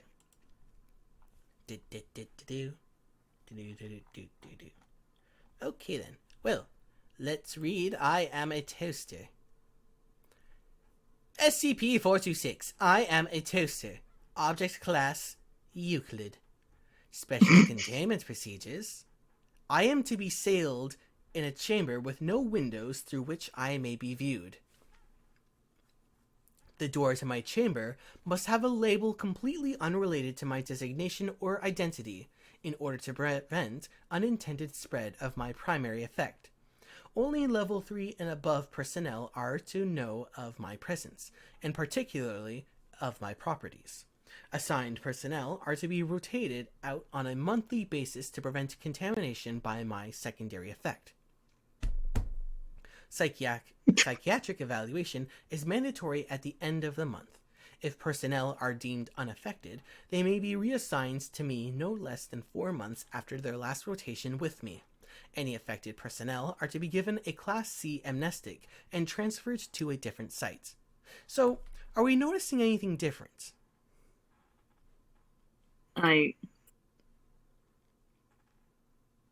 No? Okay. Let's continue. Description.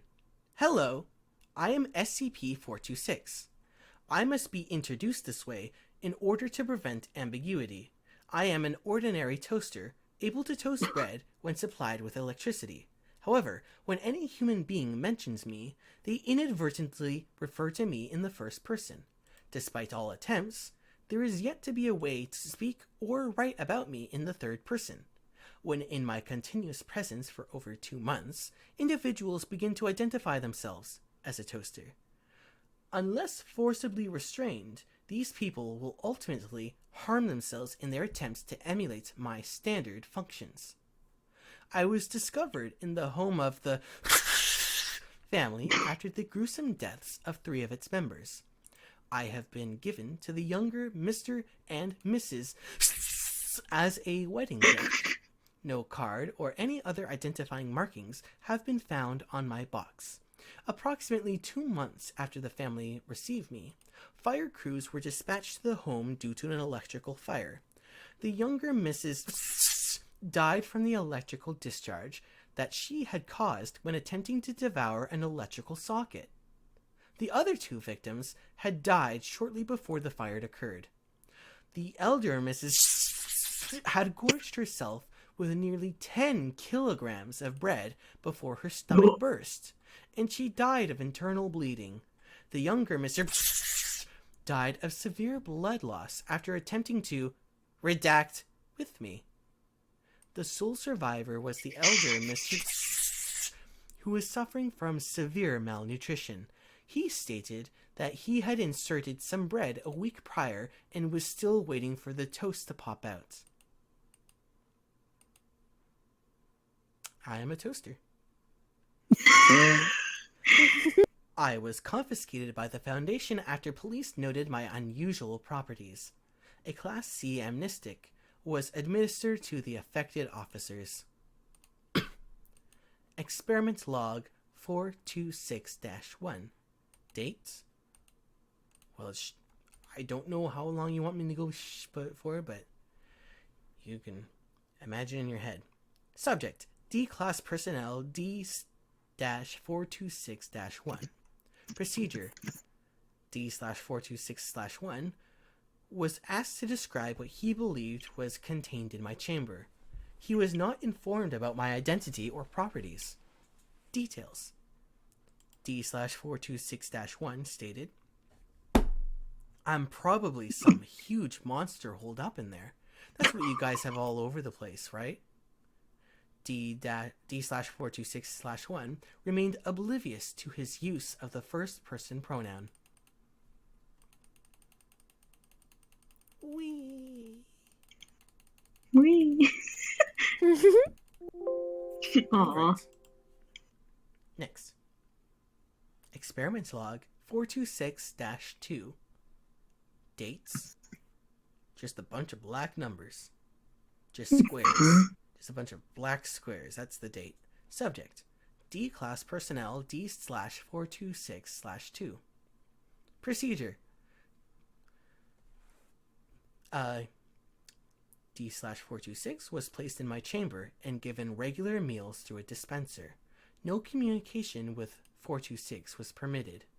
Multiple cameras were situated in the chamber, positioned so that I was outside of their field of vision, but allowing constant observation of 426. We remained sealed until my secondary effect manifested in the subject. I was bolted to the floor so that I could not be moved into a camera's view. Details: after 45 days of isolation, D426 wrapped his arms around me and began conversing with me, stating that we were brothers. D426 never deviated from using the first person plural when speaking with me. Subject was terminated 1 hour after this event. It is theorized that the isolation accelerated the progression of my secondary effect. Experiment log 426-3. Date: black numbers. Subject: D-Class Personnel D426-3. Procedure: a screw was removed from me and showed to D426-3, who was asked to describe it. D-426-3 was not informed about my identity or properties. D426-3 referred to it as my screw, consistent with experiment 426-1. The subject was oblivious of his use of the first person in his description. This suggests that, even if I were destroyed, my effect would still be inherent in my remains.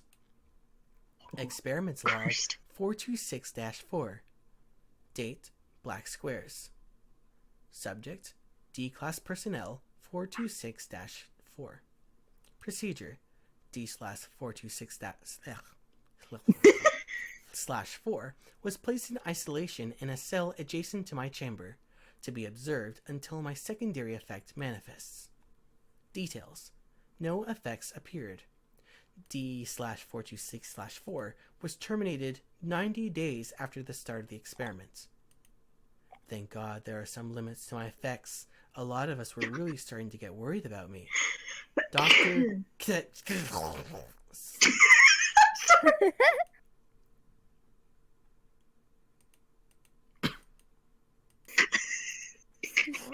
I ruined everything. So that's the end of that one. Now, who's ready for SCP-3092, Guerrilla Warfare? Oh my god, no. Just wait till you see No. the image. No, I don't want to see the image. Well, now you have to see the image. I don't want to. Well, you're looking at it now, probably. Well, you're taking 10 years to scroll, Lou. Not anymore. Oh my god, what is this? What is that?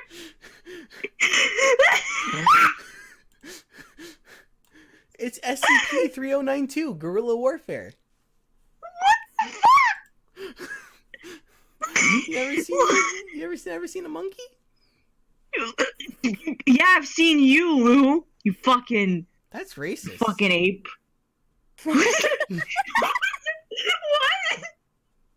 What? That was a racist. Because you just called me a ape. Yeah, and I'll do it fucking again. Don't test me. Wow. I will make a note of your racism. SCP 3092. Object Class Euclid. Special Containment Procedures. SCP-3092 is to be contained in an empty room equipped with a single compatible power outlet. It is not to be plugged in or stocked with toys unless actively being tested. Testing with SCP-3092 must be pre-approved by at least one Level 3 staff member and at least one Foundation agent armed with a net launcher, crossed out, mock tranquilizer rifle. See Addendum 3092-1 and 02. Must be present in order to subdue and contain resultant SCP-3092-A instances. 3092-A instances are to be contained individually in standard containment kennels modified with 2 additional locks, at least one of which should be biometrically operated in order to prevent further containment breaches. They are to be provided amenities in exchange for compliant behavior, but none that could serve as tools or aids in an escape attempt. Should one or more SCP-3092-A instances successfully escape containment, a team of agents armed with not net launchers, mock tranquilizer rifles, see Addendum 3091 and 02, should sweep the site until they are recontained, and all personnel should be notified of the situation, be aware of their surroundings, and report any suspicious activities or SCP-3092-A attacks immediately. No plush toys are permitted within 200 meters of any SCP-3092-A instances outside of testing purposes. And the image here is an instance of SCP-3092-A after being tranquilized during a containment breach. Description: SCP-3092-A SCP-3092 is a Black Tie Toys brand arcade claw machine measuring 1.8 meters tall, 0.8 meters wide, and 0.9 meters deep, and weighing approximately 144 kilograms while unstocked. The machine's body and mechanical parts are all non-anomalous in nature, primarily composed of steel, plastic, and various electronics, all possessing wear and tear consistent with multiple years of regular usage.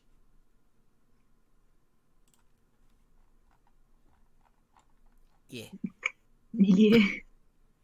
When provided power and coins of valid United States currency. You see that? Your dollary dues aren't valid here. Excuse me? But then again, me neither. I'm not an American. So, when provided power and coins of valid United States currency, SCP-3092 may be operated as is standard for commercially available claw machines. Its anomalous properties only activate whenever the operator successfully picks up one or more plushies with the claw and deposits them in SCP-3092's prize chute. At this point, the respective plush toys, they're not dolls, they're toys, will immediately transform into instances of SCP-3092-A. No monkey business. Thanks, I hate it. Okay. SCP-3092-A's instances are cotton-stuffed felt plushed gorillas, possessing no identifying tags or logos, sitting at roughly 0.3 meters tall and weighing 0.4 kilograms. They are sapient, communicative, and capable of sight, hearing, touch, and ambulation of all 4 limbs. Additionally, they possess notable manual dexterity despite seeming to lack distinct digits and relevant muscular structures. Outside of this, all instances of conventional plush toys are lacking any biological components.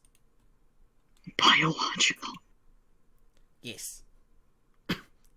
Don't question it, it's a doll. SCP-3092-A instances are remarkably proficient in various activities related to guerrilla warfare, such as stealth, weapon improvisation, trap setting, and the maintenance and usage of a variety of small arms. They also appear to possess ideologies crudely resembling various real and fictitious guerrilla rebel groups. They are capable of developing and staging complex plans individually or as a group, and regularly attempt to breach containment, with limited success. However, thus far, all SCP-3092-A activity appears to have been intended to annoy or inconvenience rather than cause legitimate damage to its targets. All weapons employed by SCP-3092-A instances have been non-lethal in nature, causing only minor injuries. Opportunities to cause severe damage to Foundation assets, such as arson or the containment breach of other SCP objects, have been ignored in favor of more superficial attacks. Attempts to question SCP-3092-A instances on the subject have failed, with all instances insisting that their attacks are massively damaging with many casualties. Implements and tactics frequently used include slingshots, small catapults, trip hazards, crossed out, see Addendum 3092-3, graffiti, glitter bombs, and buckets or canisters of various liquids placed atop partially opened doors. All SCP-3092-A instances created by SCP-3092 have thus possessed distinct personalities, beliefs, objectives, and identities. However, when an instance of SCP-3092 comes in physical contact with a non-anomalous plush toy, that plush toy will immediately be transformed into an identical instance of SCP-3092-A, with similar baseline personality, ideology, and behavioral patterns to the SCP-3092-A instance of which it created it. SCP-3092-A instances appear to be aware of this property and will attempt to make use of it in order to bolster its numbers. Many instances will, after being created, attempt to re-enter SCP-3092 in order to convert any applicable toys remaining inside. SCP-3092-A instances can be ripped, torn, or otherwise damaged with no greater difficulty than a conventional plush toy. Reactions to damage have been universally and melodramatically negative, with instances typically expressing hyperbolic pain over even superficial damage. Severe injuries, such as deep punctures or tears to the torso, detachment of limbs, or decapacitation, will result in death, with instances of falling to the ground and ceasing to move, typically after a long period of exaggerated expressions of pain. However, in cases less severe than complete incineration, instances appear to only be playing dead, as repeated disturbances of these corpses will result in a briefly returning to activity and requesting that this disturbance stop, as they are out of the game. Due to this information, as well as SCP-3092-A's lack of a nervous system, it is not currently believed that they actually feel pain. Repair of damaged SCP-3092-A instances through conventional stitching, patching, and restuffing is typically sufficient to alleviate instances expressed pain and death states, and is interpreted by them as medical attention. Currently, 23 instances of SCP-3092-A are in containment by the Foundation. Recovery. SCP-3092 was retrieved on 05/03/20 from Family Restaurant and Arcade in Cheyenne, Wyoming, after animal control officers. Don't do this to me. Don't what? Don't do this to me. What did I do? It. It. You know how to do it, Tim. You know how to do it.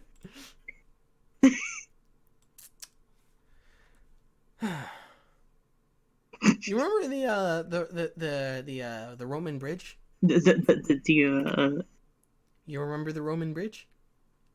yes. I want like literally that exact concept, except it is a VHS tape of Stuart Little, and anyone that looks at it or watches it hates Stuart Little afterwards. And the only way to be neutral or ambivalent to Stuart Little is to rewind the tape.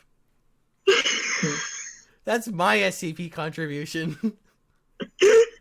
You And the name of this SCP is fuck Stuart Little. Wait,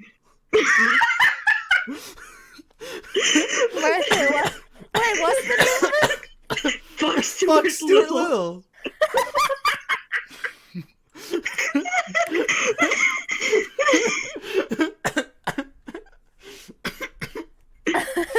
I love how the image displayed on the stream right now is the one with wheezing. Very fitting. Noik. More water. Okay. After animal control officers responding to a call there noted anomalous activity. Upon Foundation agents' arrival to the scene, it is believed that 21 SCP-3092-8 instances have been created, both through SCP-3092 and their own duplication properties. Bleh. And restaurant facilities were considerably defaced. After killing several aggressive instances with small arms fire, the remaining instances surrendered to Foundation officials and were contained along with SCP-3092 after it was determined the source of anomalous activity. Civilians present were amnesticized and a cover story of an escaped pet chimpanzee was distributed. What?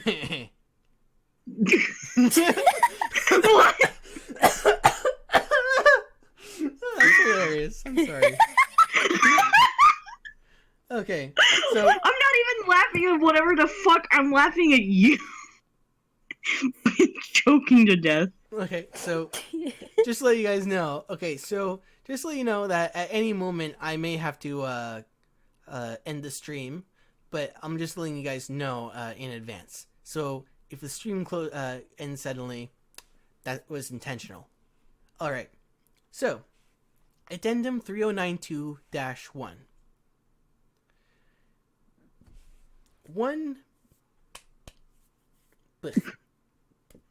Okay.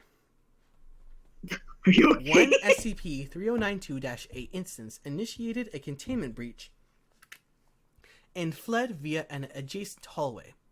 Agent Megan Cho, noticing this activity while standing guard outside SCP Blitz containment chamber, fired on the instance with the tranquilizer rifle she was armed with.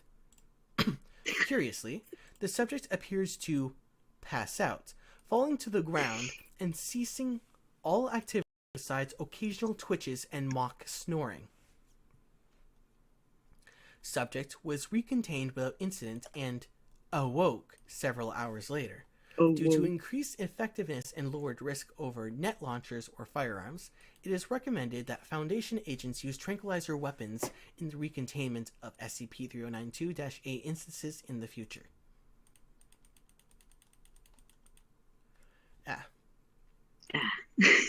This is really nice because it's like they're just monkeying around, man.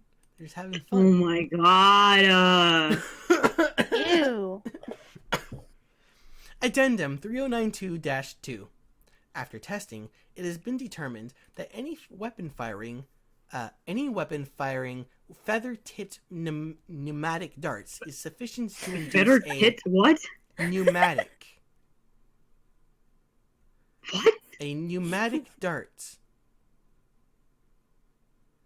Oh, feather tipped. Oh, okay. Feather-tipped I heard pneumatic something darts is sufficient to induce a sleep state in SCP-3092-A, regardless of whether said dart is actually loaded with tranquilizers. Like the aforementioned death state, it is believed that this sleep state, is performative on SCP-3092-A's part. To minimize the potential for collateral damage to Foundation personnel, mock tranquilizer rifles should be used in place of actual tranquilizers. Addendum 3092-03.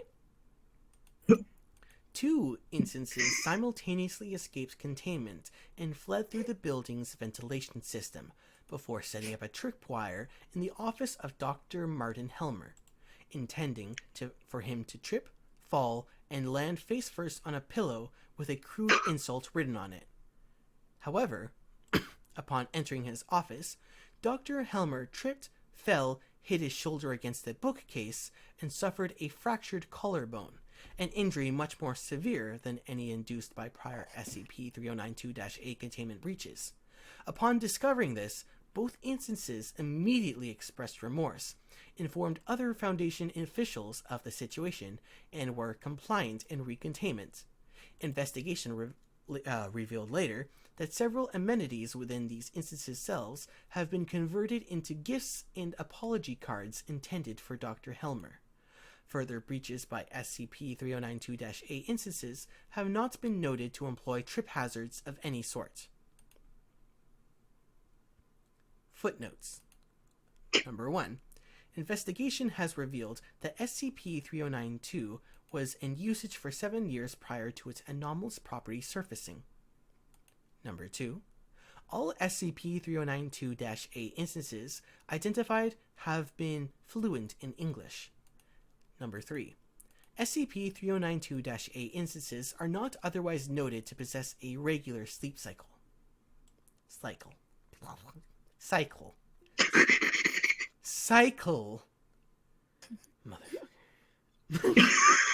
Oh. Uh-oh, Luke said the F word. Yeah. What you gonna do about it? Well, Yeah, what are you gonna do about it? cry. Okay. So, Cry me a river. okay, Try so will, don't test me. let's have a look at the comments. And for those looking at the stream, they are watching the stream, they can now see the next one. Okay, so Aurora the Ripper says, "That's cute." Aurora the Ripper, "I live for this live stream." Aurora the Ripper, "Okay, wow, leave Stuart out of this."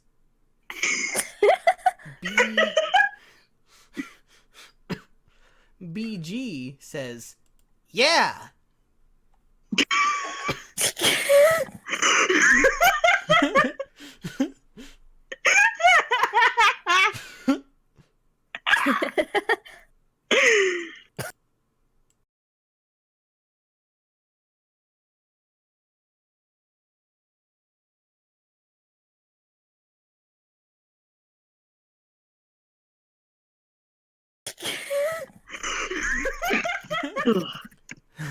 Okay. What? What are you fucking laughing at now? The picture you sent. Oh.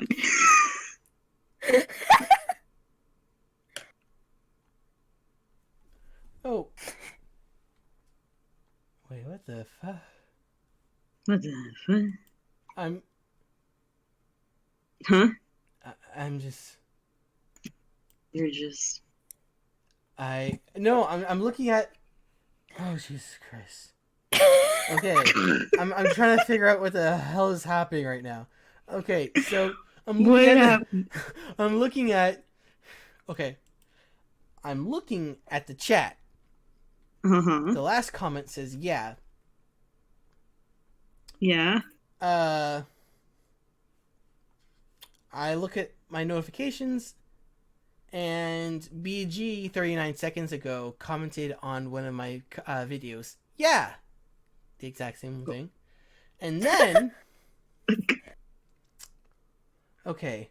And then Aurora the Ripper says, Jesus fuck, what's happening with the audio? Oh, Oh, But I don't see it here. I see it on the screen of the video, but I don't see it in the chat. are you sure you don't have like the top chat option thing on? I have the top chat. Oh. Well, exactly. You should. Oh my god. Oh no. Lou, you have 2 brain cells. I have 2 brains.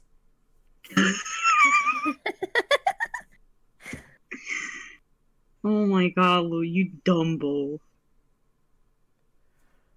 Okay.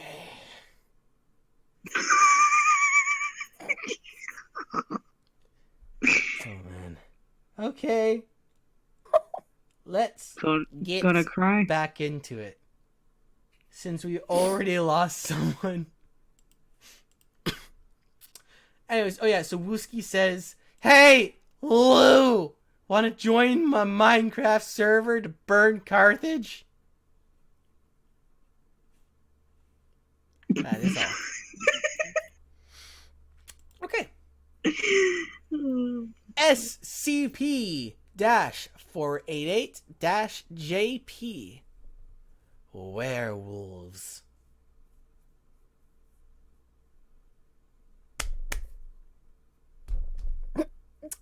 Message. Stop fucking. This isn't meme review, Lou. Stop clapping. I'm gonna clap all I want. No!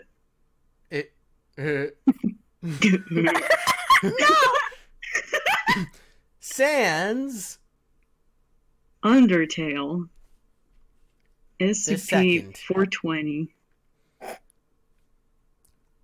International Branches Hub. SCP-488-JP. Message was C unsuccessful.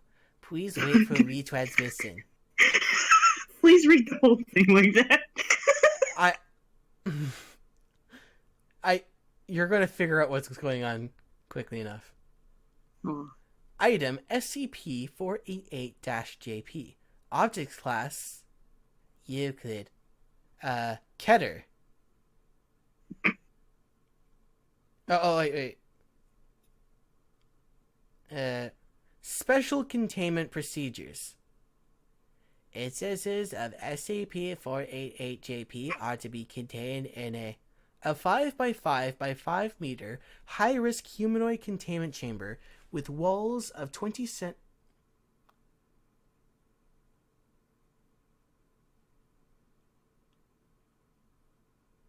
Wait. What?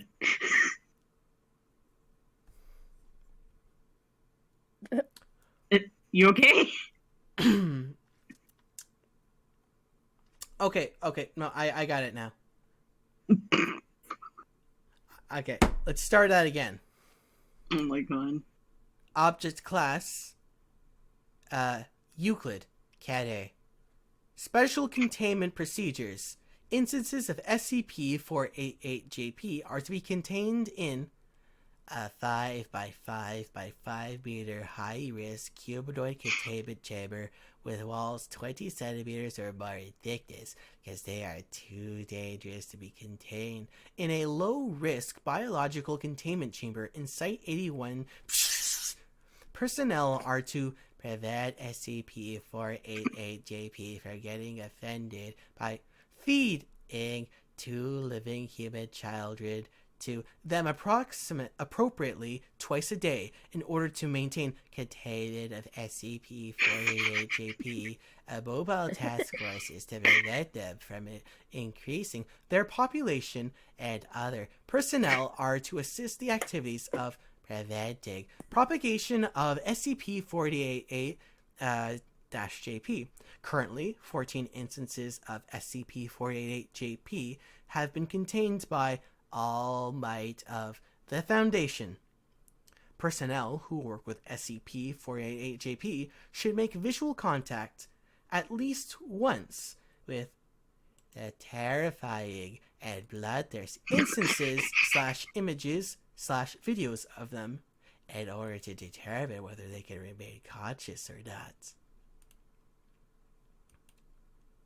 For submitting questions or requesting redaction of this document, make contact with Information Management's team, Red Riding Hood, through Containment's Chief. Pictured. Species before mutating into SCP-488-JP. Description. SCP-488-JP is a designation for humanoid organisms mutated from a species of gray wolf, Canis lupus. SCP-488-JP are capable of altering reality powerfully, according to information from some literature, and will modify the reality to brutally kill those who create. Information about the entities by their abilities.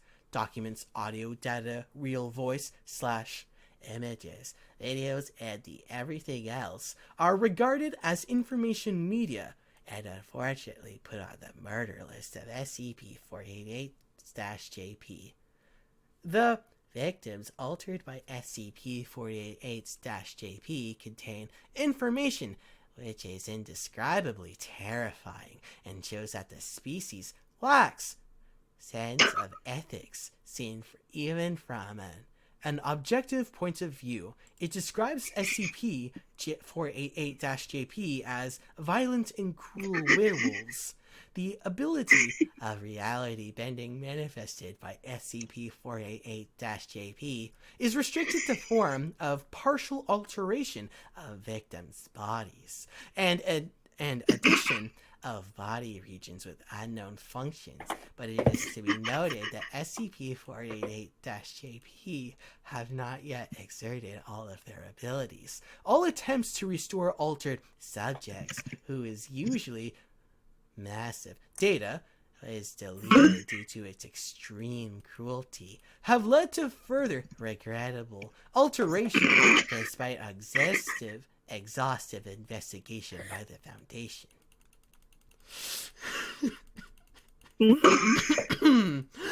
SCP-488-JP came to the Foundation's attention following the fact that despite assignment of a mobile task force after a widespread rumor about werewolves in the perimeter of Mount in Japan, which resulted in annihilation of the mobile task force and massive casualties, none of the instances were observed and none of the members of auxiliary forces returned.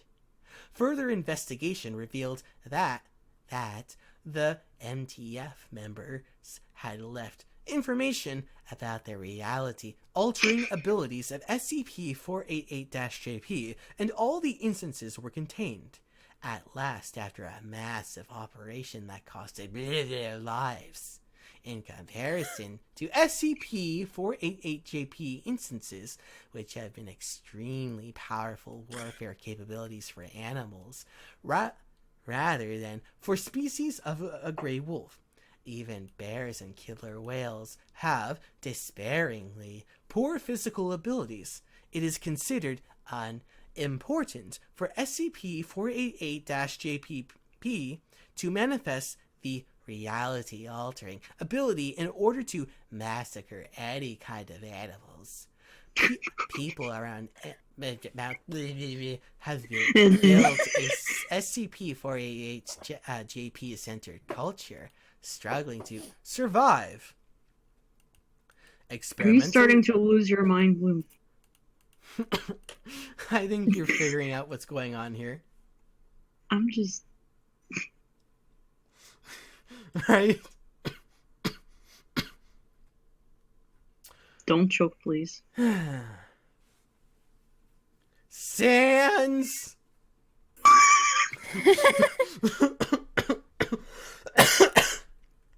Okay. Whew. Experimental log 488-1, date. Just black squares in 2000, whatever. Okay, who gives a shit? Subject SCP-488-JP. Experimental procedure.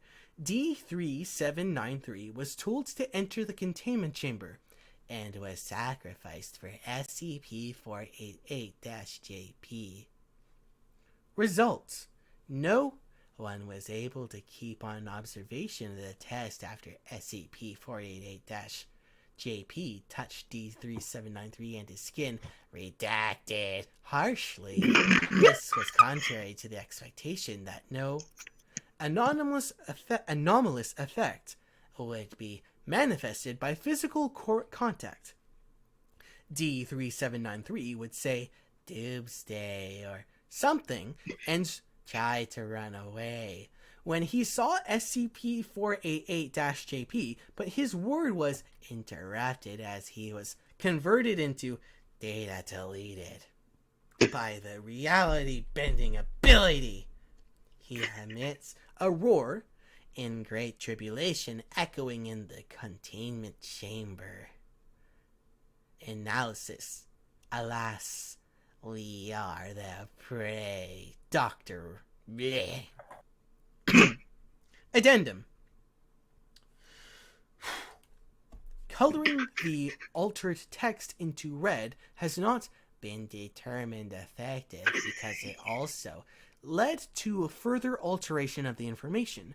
Detailed background. For detailed background, see investigation log 488 relation between canine chromatic vision and alteration trend in each font attributes. Presently, information about SCP-488-JP has always been monitored for alteration and subjected to colored treatment in order to avoid fearfulness and confusion.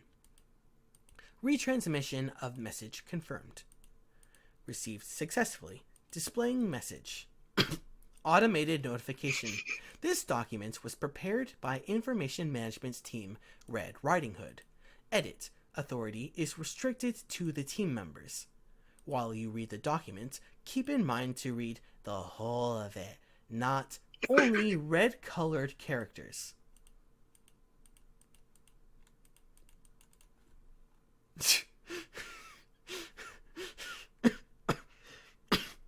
That one is the most creative by far. I hate it. That... I just...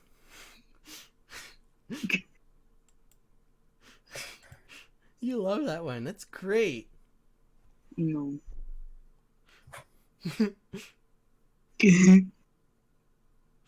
No. I like this one because like I picked ones that were for the most part silly, but they all contained something that was like something that has that lack of like original charm. Like the concept of like hating Carthage. It's like how inoffensive but also offensive it's trying to be at the same time. And I found that I was like, oh, this, like that's cute and shit. And then this one, it's like, it's fucking wolf dogs, and they just want to be feared, and there's nothing cool about them at all, but they're just trying to be fit in with the rest of the staff and all the other SCPs and just look fearful and cool as shit, I like that. Why are you looking so deep? It's cute. It's heartwarming. It's cute. No, what the fuck?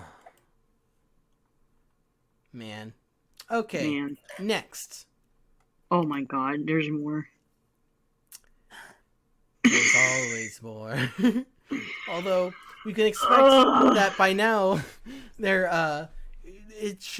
we should cut out any very soon. Okay. I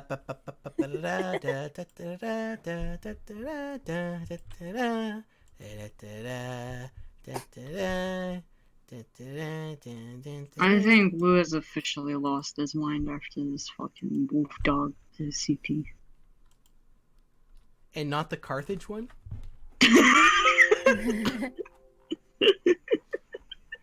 Well, Well, Gamers.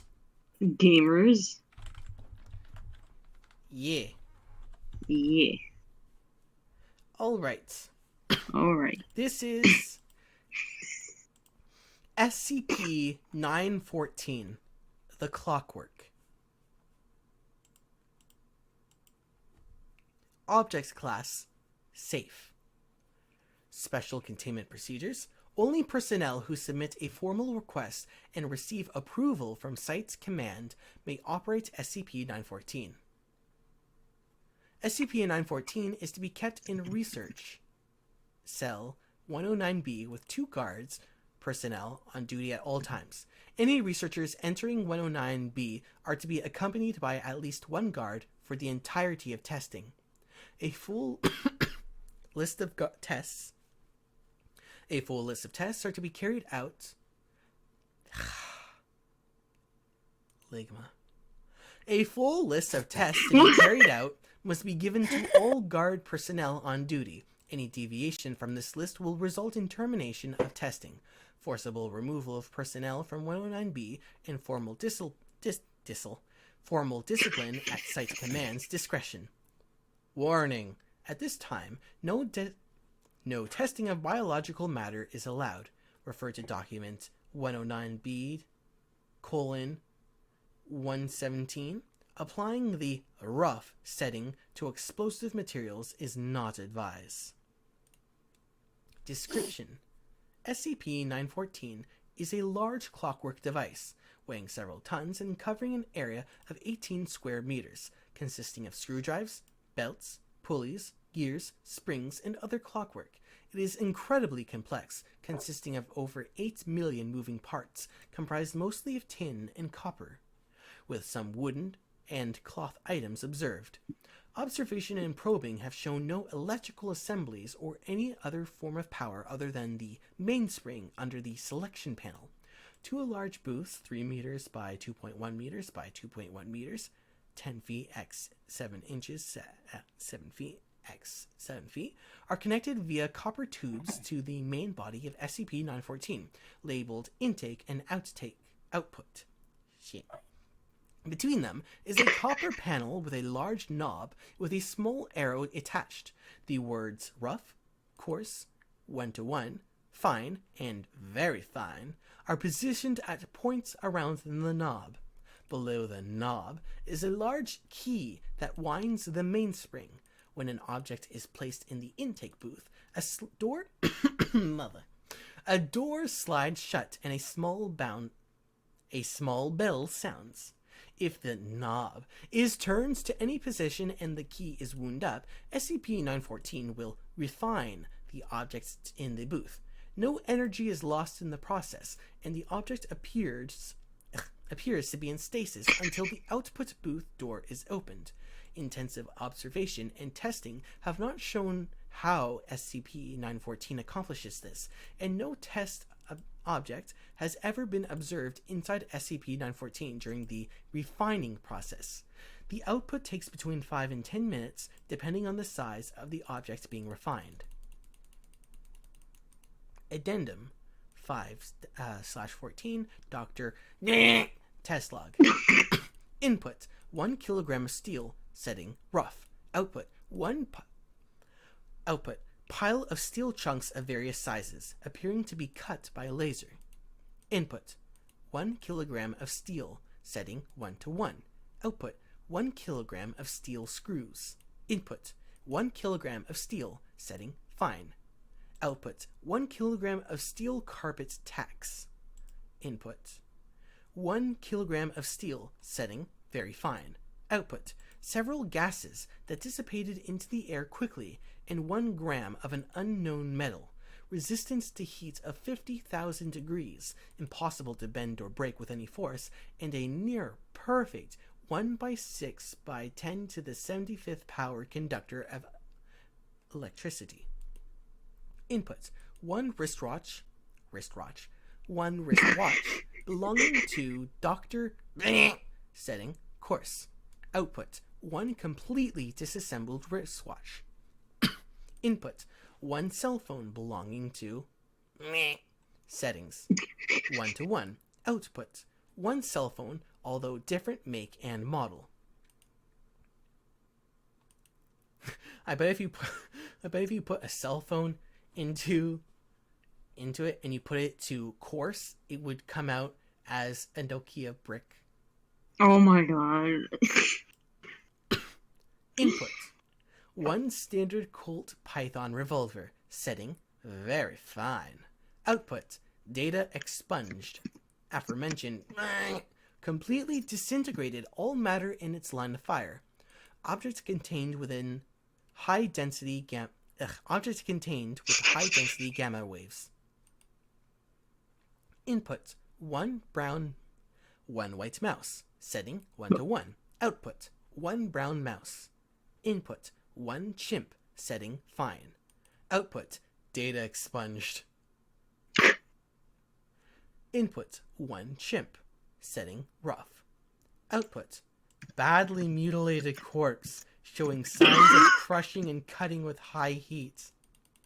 Oof. Yep, that's some oofsies right there. That's hot. Ooh, Ligma. Document 109B117, Dr. and Dr. Test log. Input: subject D186, male Caucasian, 42 years old, 108 kilograms. That's a thick boy. What? That's a big boy. That is a thick boy. 185 Oh, centimeters tall. Setting: 1:1. Output: one male Hispanic, 42 years old, 100 kilograms, 188 centimeters tall. Subject was very confused and agitated. Subject attacked security personnel. Subject terminated. Input: subject D187, male Caucasian, 28 years old, 63 kilograms, 173 centimeters tall. Setting: very fine. Output: data expunged. Subject escaped from test chamber, killing 8 guards, as well as Dr. and Dr. Lockdown initiated. Subject caused containment failure of 3 SCP areas in continued escape attempt. Special response team engages subject, resulting in severe wounding of subject, partial memory loss in special response team members, and corrosive damage to plumbing. Subject expired several hours later, dissolving into blue ash and blinding nearby research team. Biological testing with SCP-914 discontinued. Note: because of the nature of this SCP, a wide range of test data would be helpful. Dr. Gears has ordered that any researcher can have access for non-biological testing if they themselves are or they are supervised by a level 3 researcher. All testing is to be recorded in file number 914-E, experimental log 914. Biological testing will continue only with prior clearance of O5 command. As long as you want to try something mundane that isn't alive, feel free to help accumulate data. Dr. End of report. Yes. Now, you are very lucky to have witnessed all the SCPs that I have set up for today. Oh, is that all? No. Oh.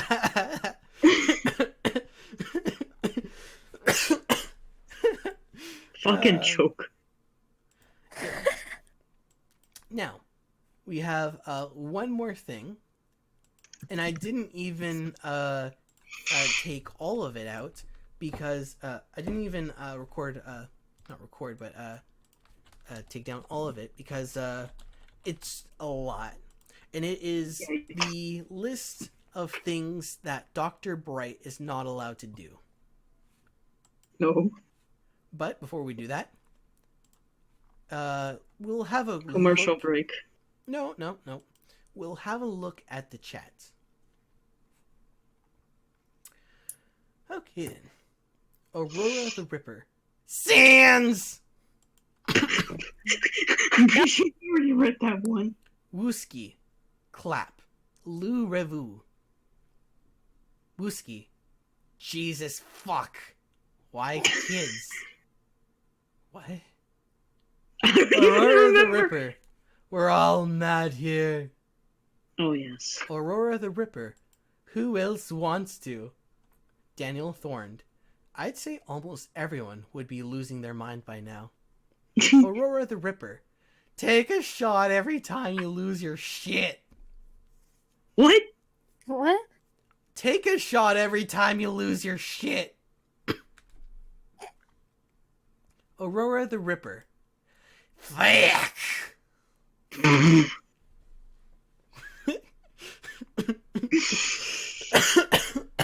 Okay, Choke. let's get started. Ew. Don't you me. I will ew you. Ew. Ew. Ew. Ew. Hello? Hello? Mr. Obama? Oh my god!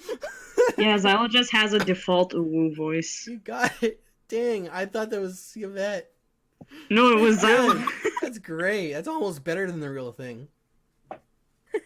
Alright. Wait, what is that supposed to mean? It means your shit! Oh, okay. Okay. The things Dr. Bright is not allowed to do at the Foundation.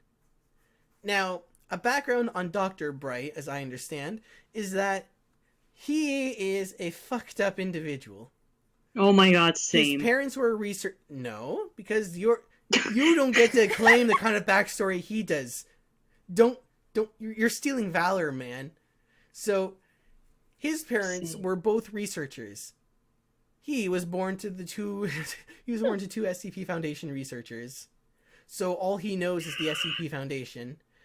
Plus, he's a shitlord, as understood.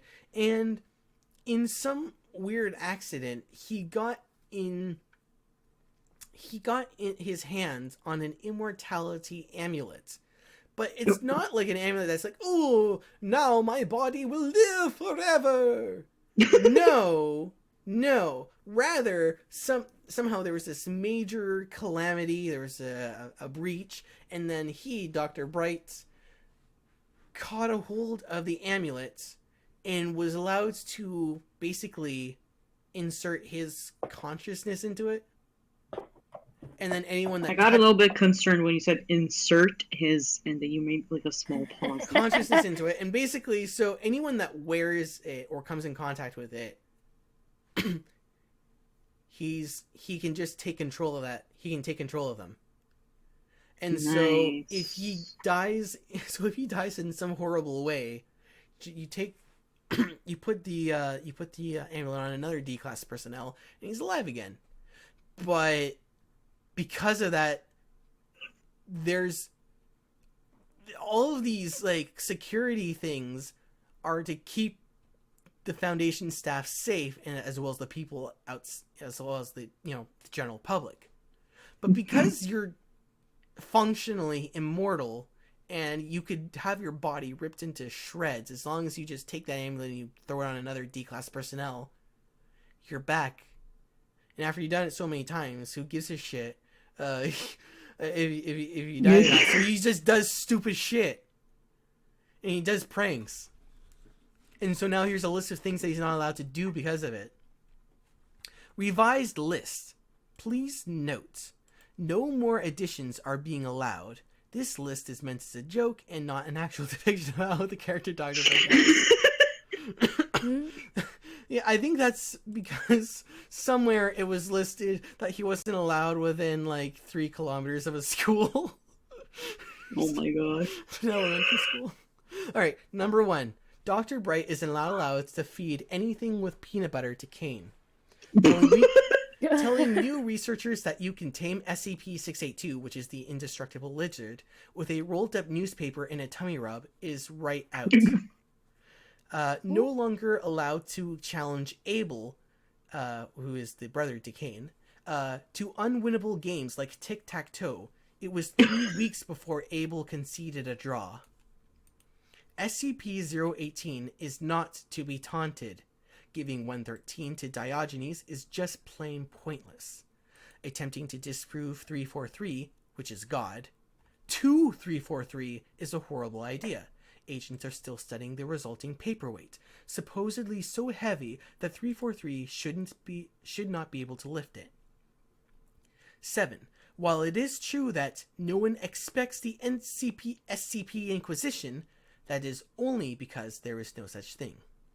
Number 8. Dr. Bright is not king of anywhere. Or queen.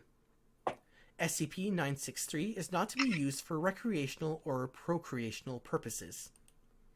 Although it is entirely possible to use SCPs currently under control of the Foundation to create tentacle monsters, no. Not even if Dr. Palmer asks nicely. Number 11. There is no market for SCP brand pornography. No, not even in Germany. Should not replace the buckshot in Dr. Clef's shotgun shells with any of the following: birdseed, confetti, cake sprinkles, sawdust, or glitter. 13. The Better Business Bureau is not the correct agency for dealing with containment failures from horrific eldritch artifacts sold by Marshall, Carter, and Dark. Number 14. Victims of SCP-217 are not toys, nor are they allowed to be used as props at a steampunk convention. Number 15. Dr. Bright is not allowed to bargain with personnel for their souls, not even if he can get them a good deal. 16. Don't let Dr. Bright get a sample of SCP-379. Let my laptop be the last victim. Not allowed to go off my medication. 18. May not use any form of the word accident as an excuse. 19. Violate the dress code, even on casual Fridays. 1. No matter how many times you say please, Dr. Bright, we won't put any of the hats you've been asking about in the dress code. 20. If an SCP file says never to do something, it is because we want to control your mind. Yes, it is. Dash. No, it's not, and Dr. Bright may not edit this document. 21. SCP-437... Huh?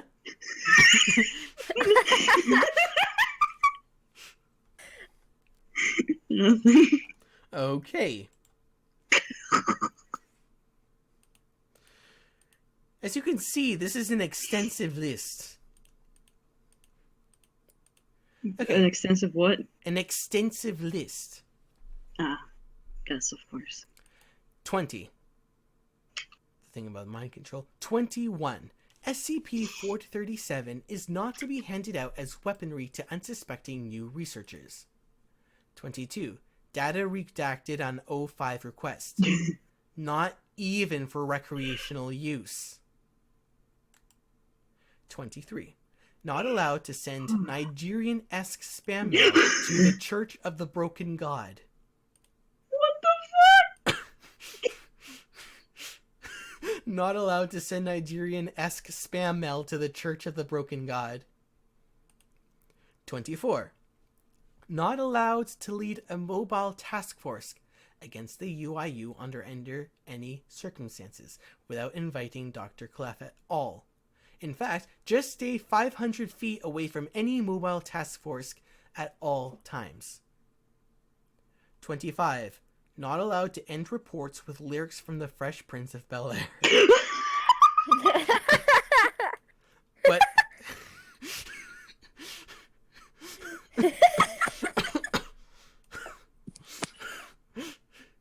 Sub 1.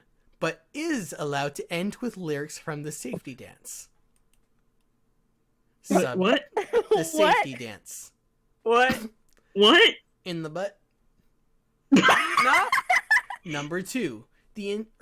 Sub 2. The interpretive dance routine, however, is forbidden until he gets lessons for the foreseeable future. Who's there? FBI, open up!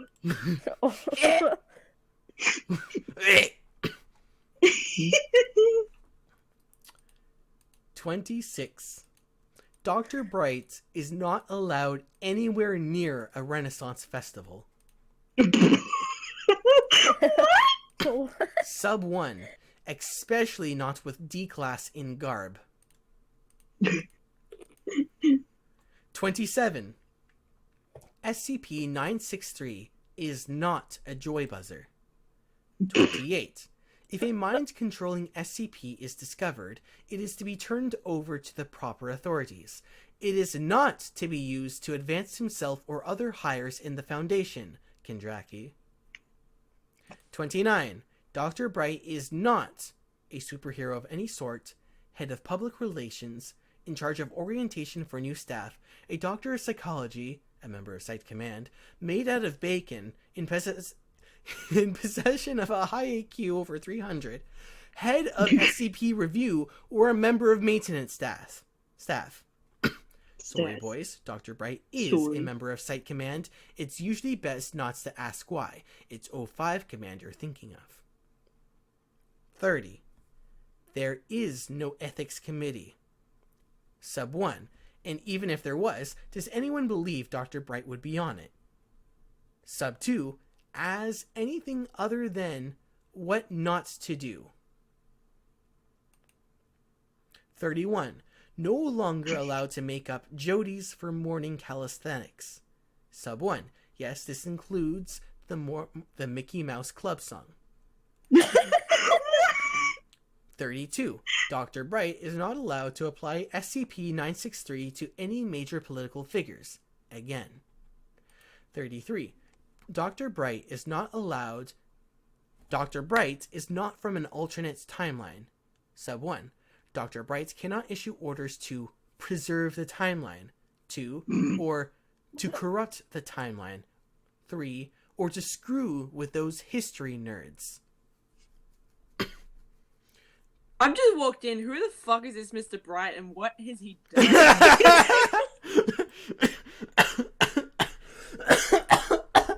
Hi! Thank you, you broke him. He's dying. I've been coughing the entire time. Hello! It is the live stream. You're at the towards the end of it, and we're reading SCP's SCP files from the Secure, Contain, Protect Foundation. I see. You know what that is, SCP? Yeah.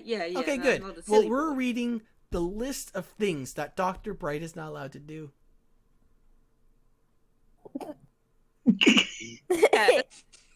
I think you got cut off, Lou. We're reading the list of things that Dr. Bright is not allowed to do.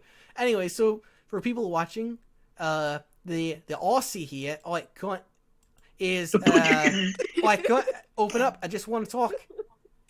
Right, listen here, mate. You're being a bit Aussie-phobic right now. This Australian. Hold still or glass ya.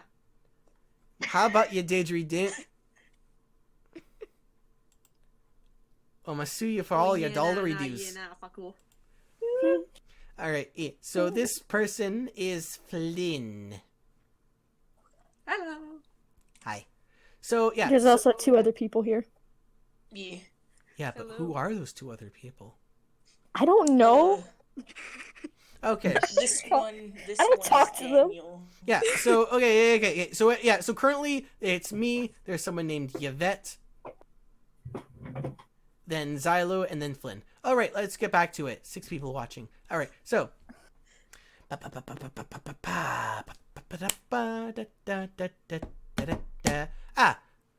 Number 34.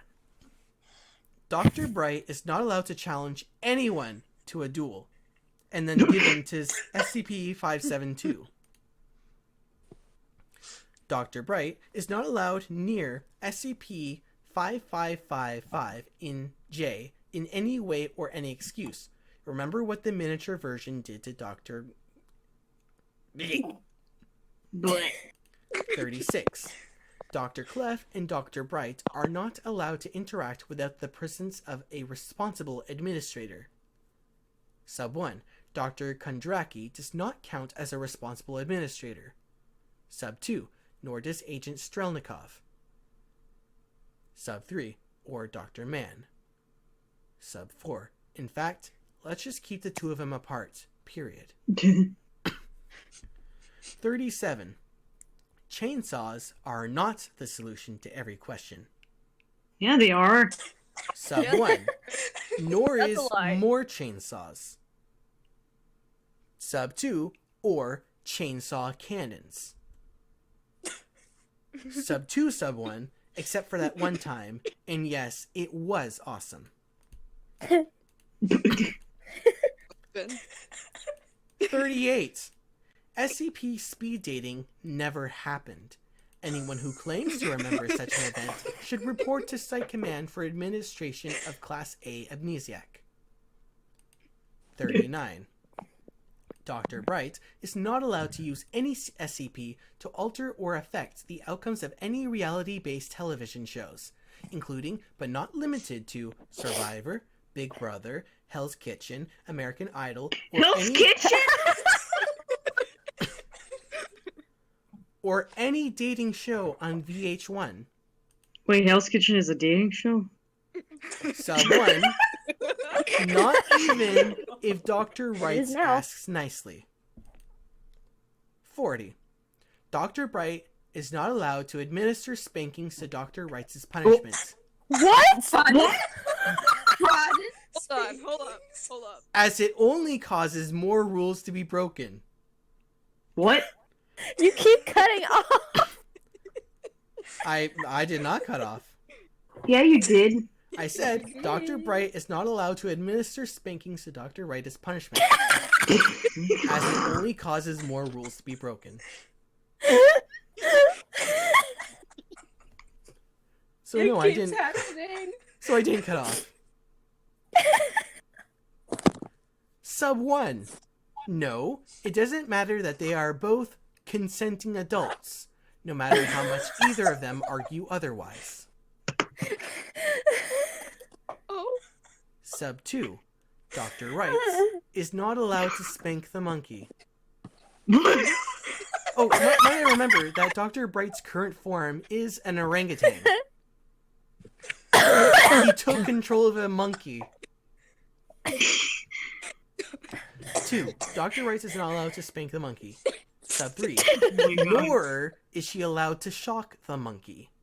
Sub 4. Or anything else related to the monkey.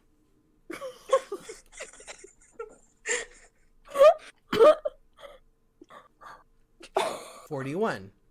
SCP-082 is not to be given any song requests, especially not like a virgin.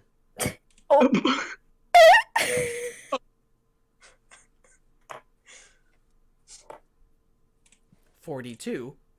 Accidentally spilling green gelatin on a dead body in the presence of the O5 was funny exactly once, and the smell of excrement exuding from O52's khakis spoils the moment. That's in reference to to the green gelatin, the green blob, the green slime blob, SCP, which basically it makes things taste better. But if you put it on a dead body, well, that information is redacted. And God damn there it. were no survivors. Oh. Now, unfortunately, I have to end the stream here. But, you know, it was good. We made it through 40. We made it through all the SCPs I wanted to. Have fun, guys. Enjoy your Tuesday. Most of them.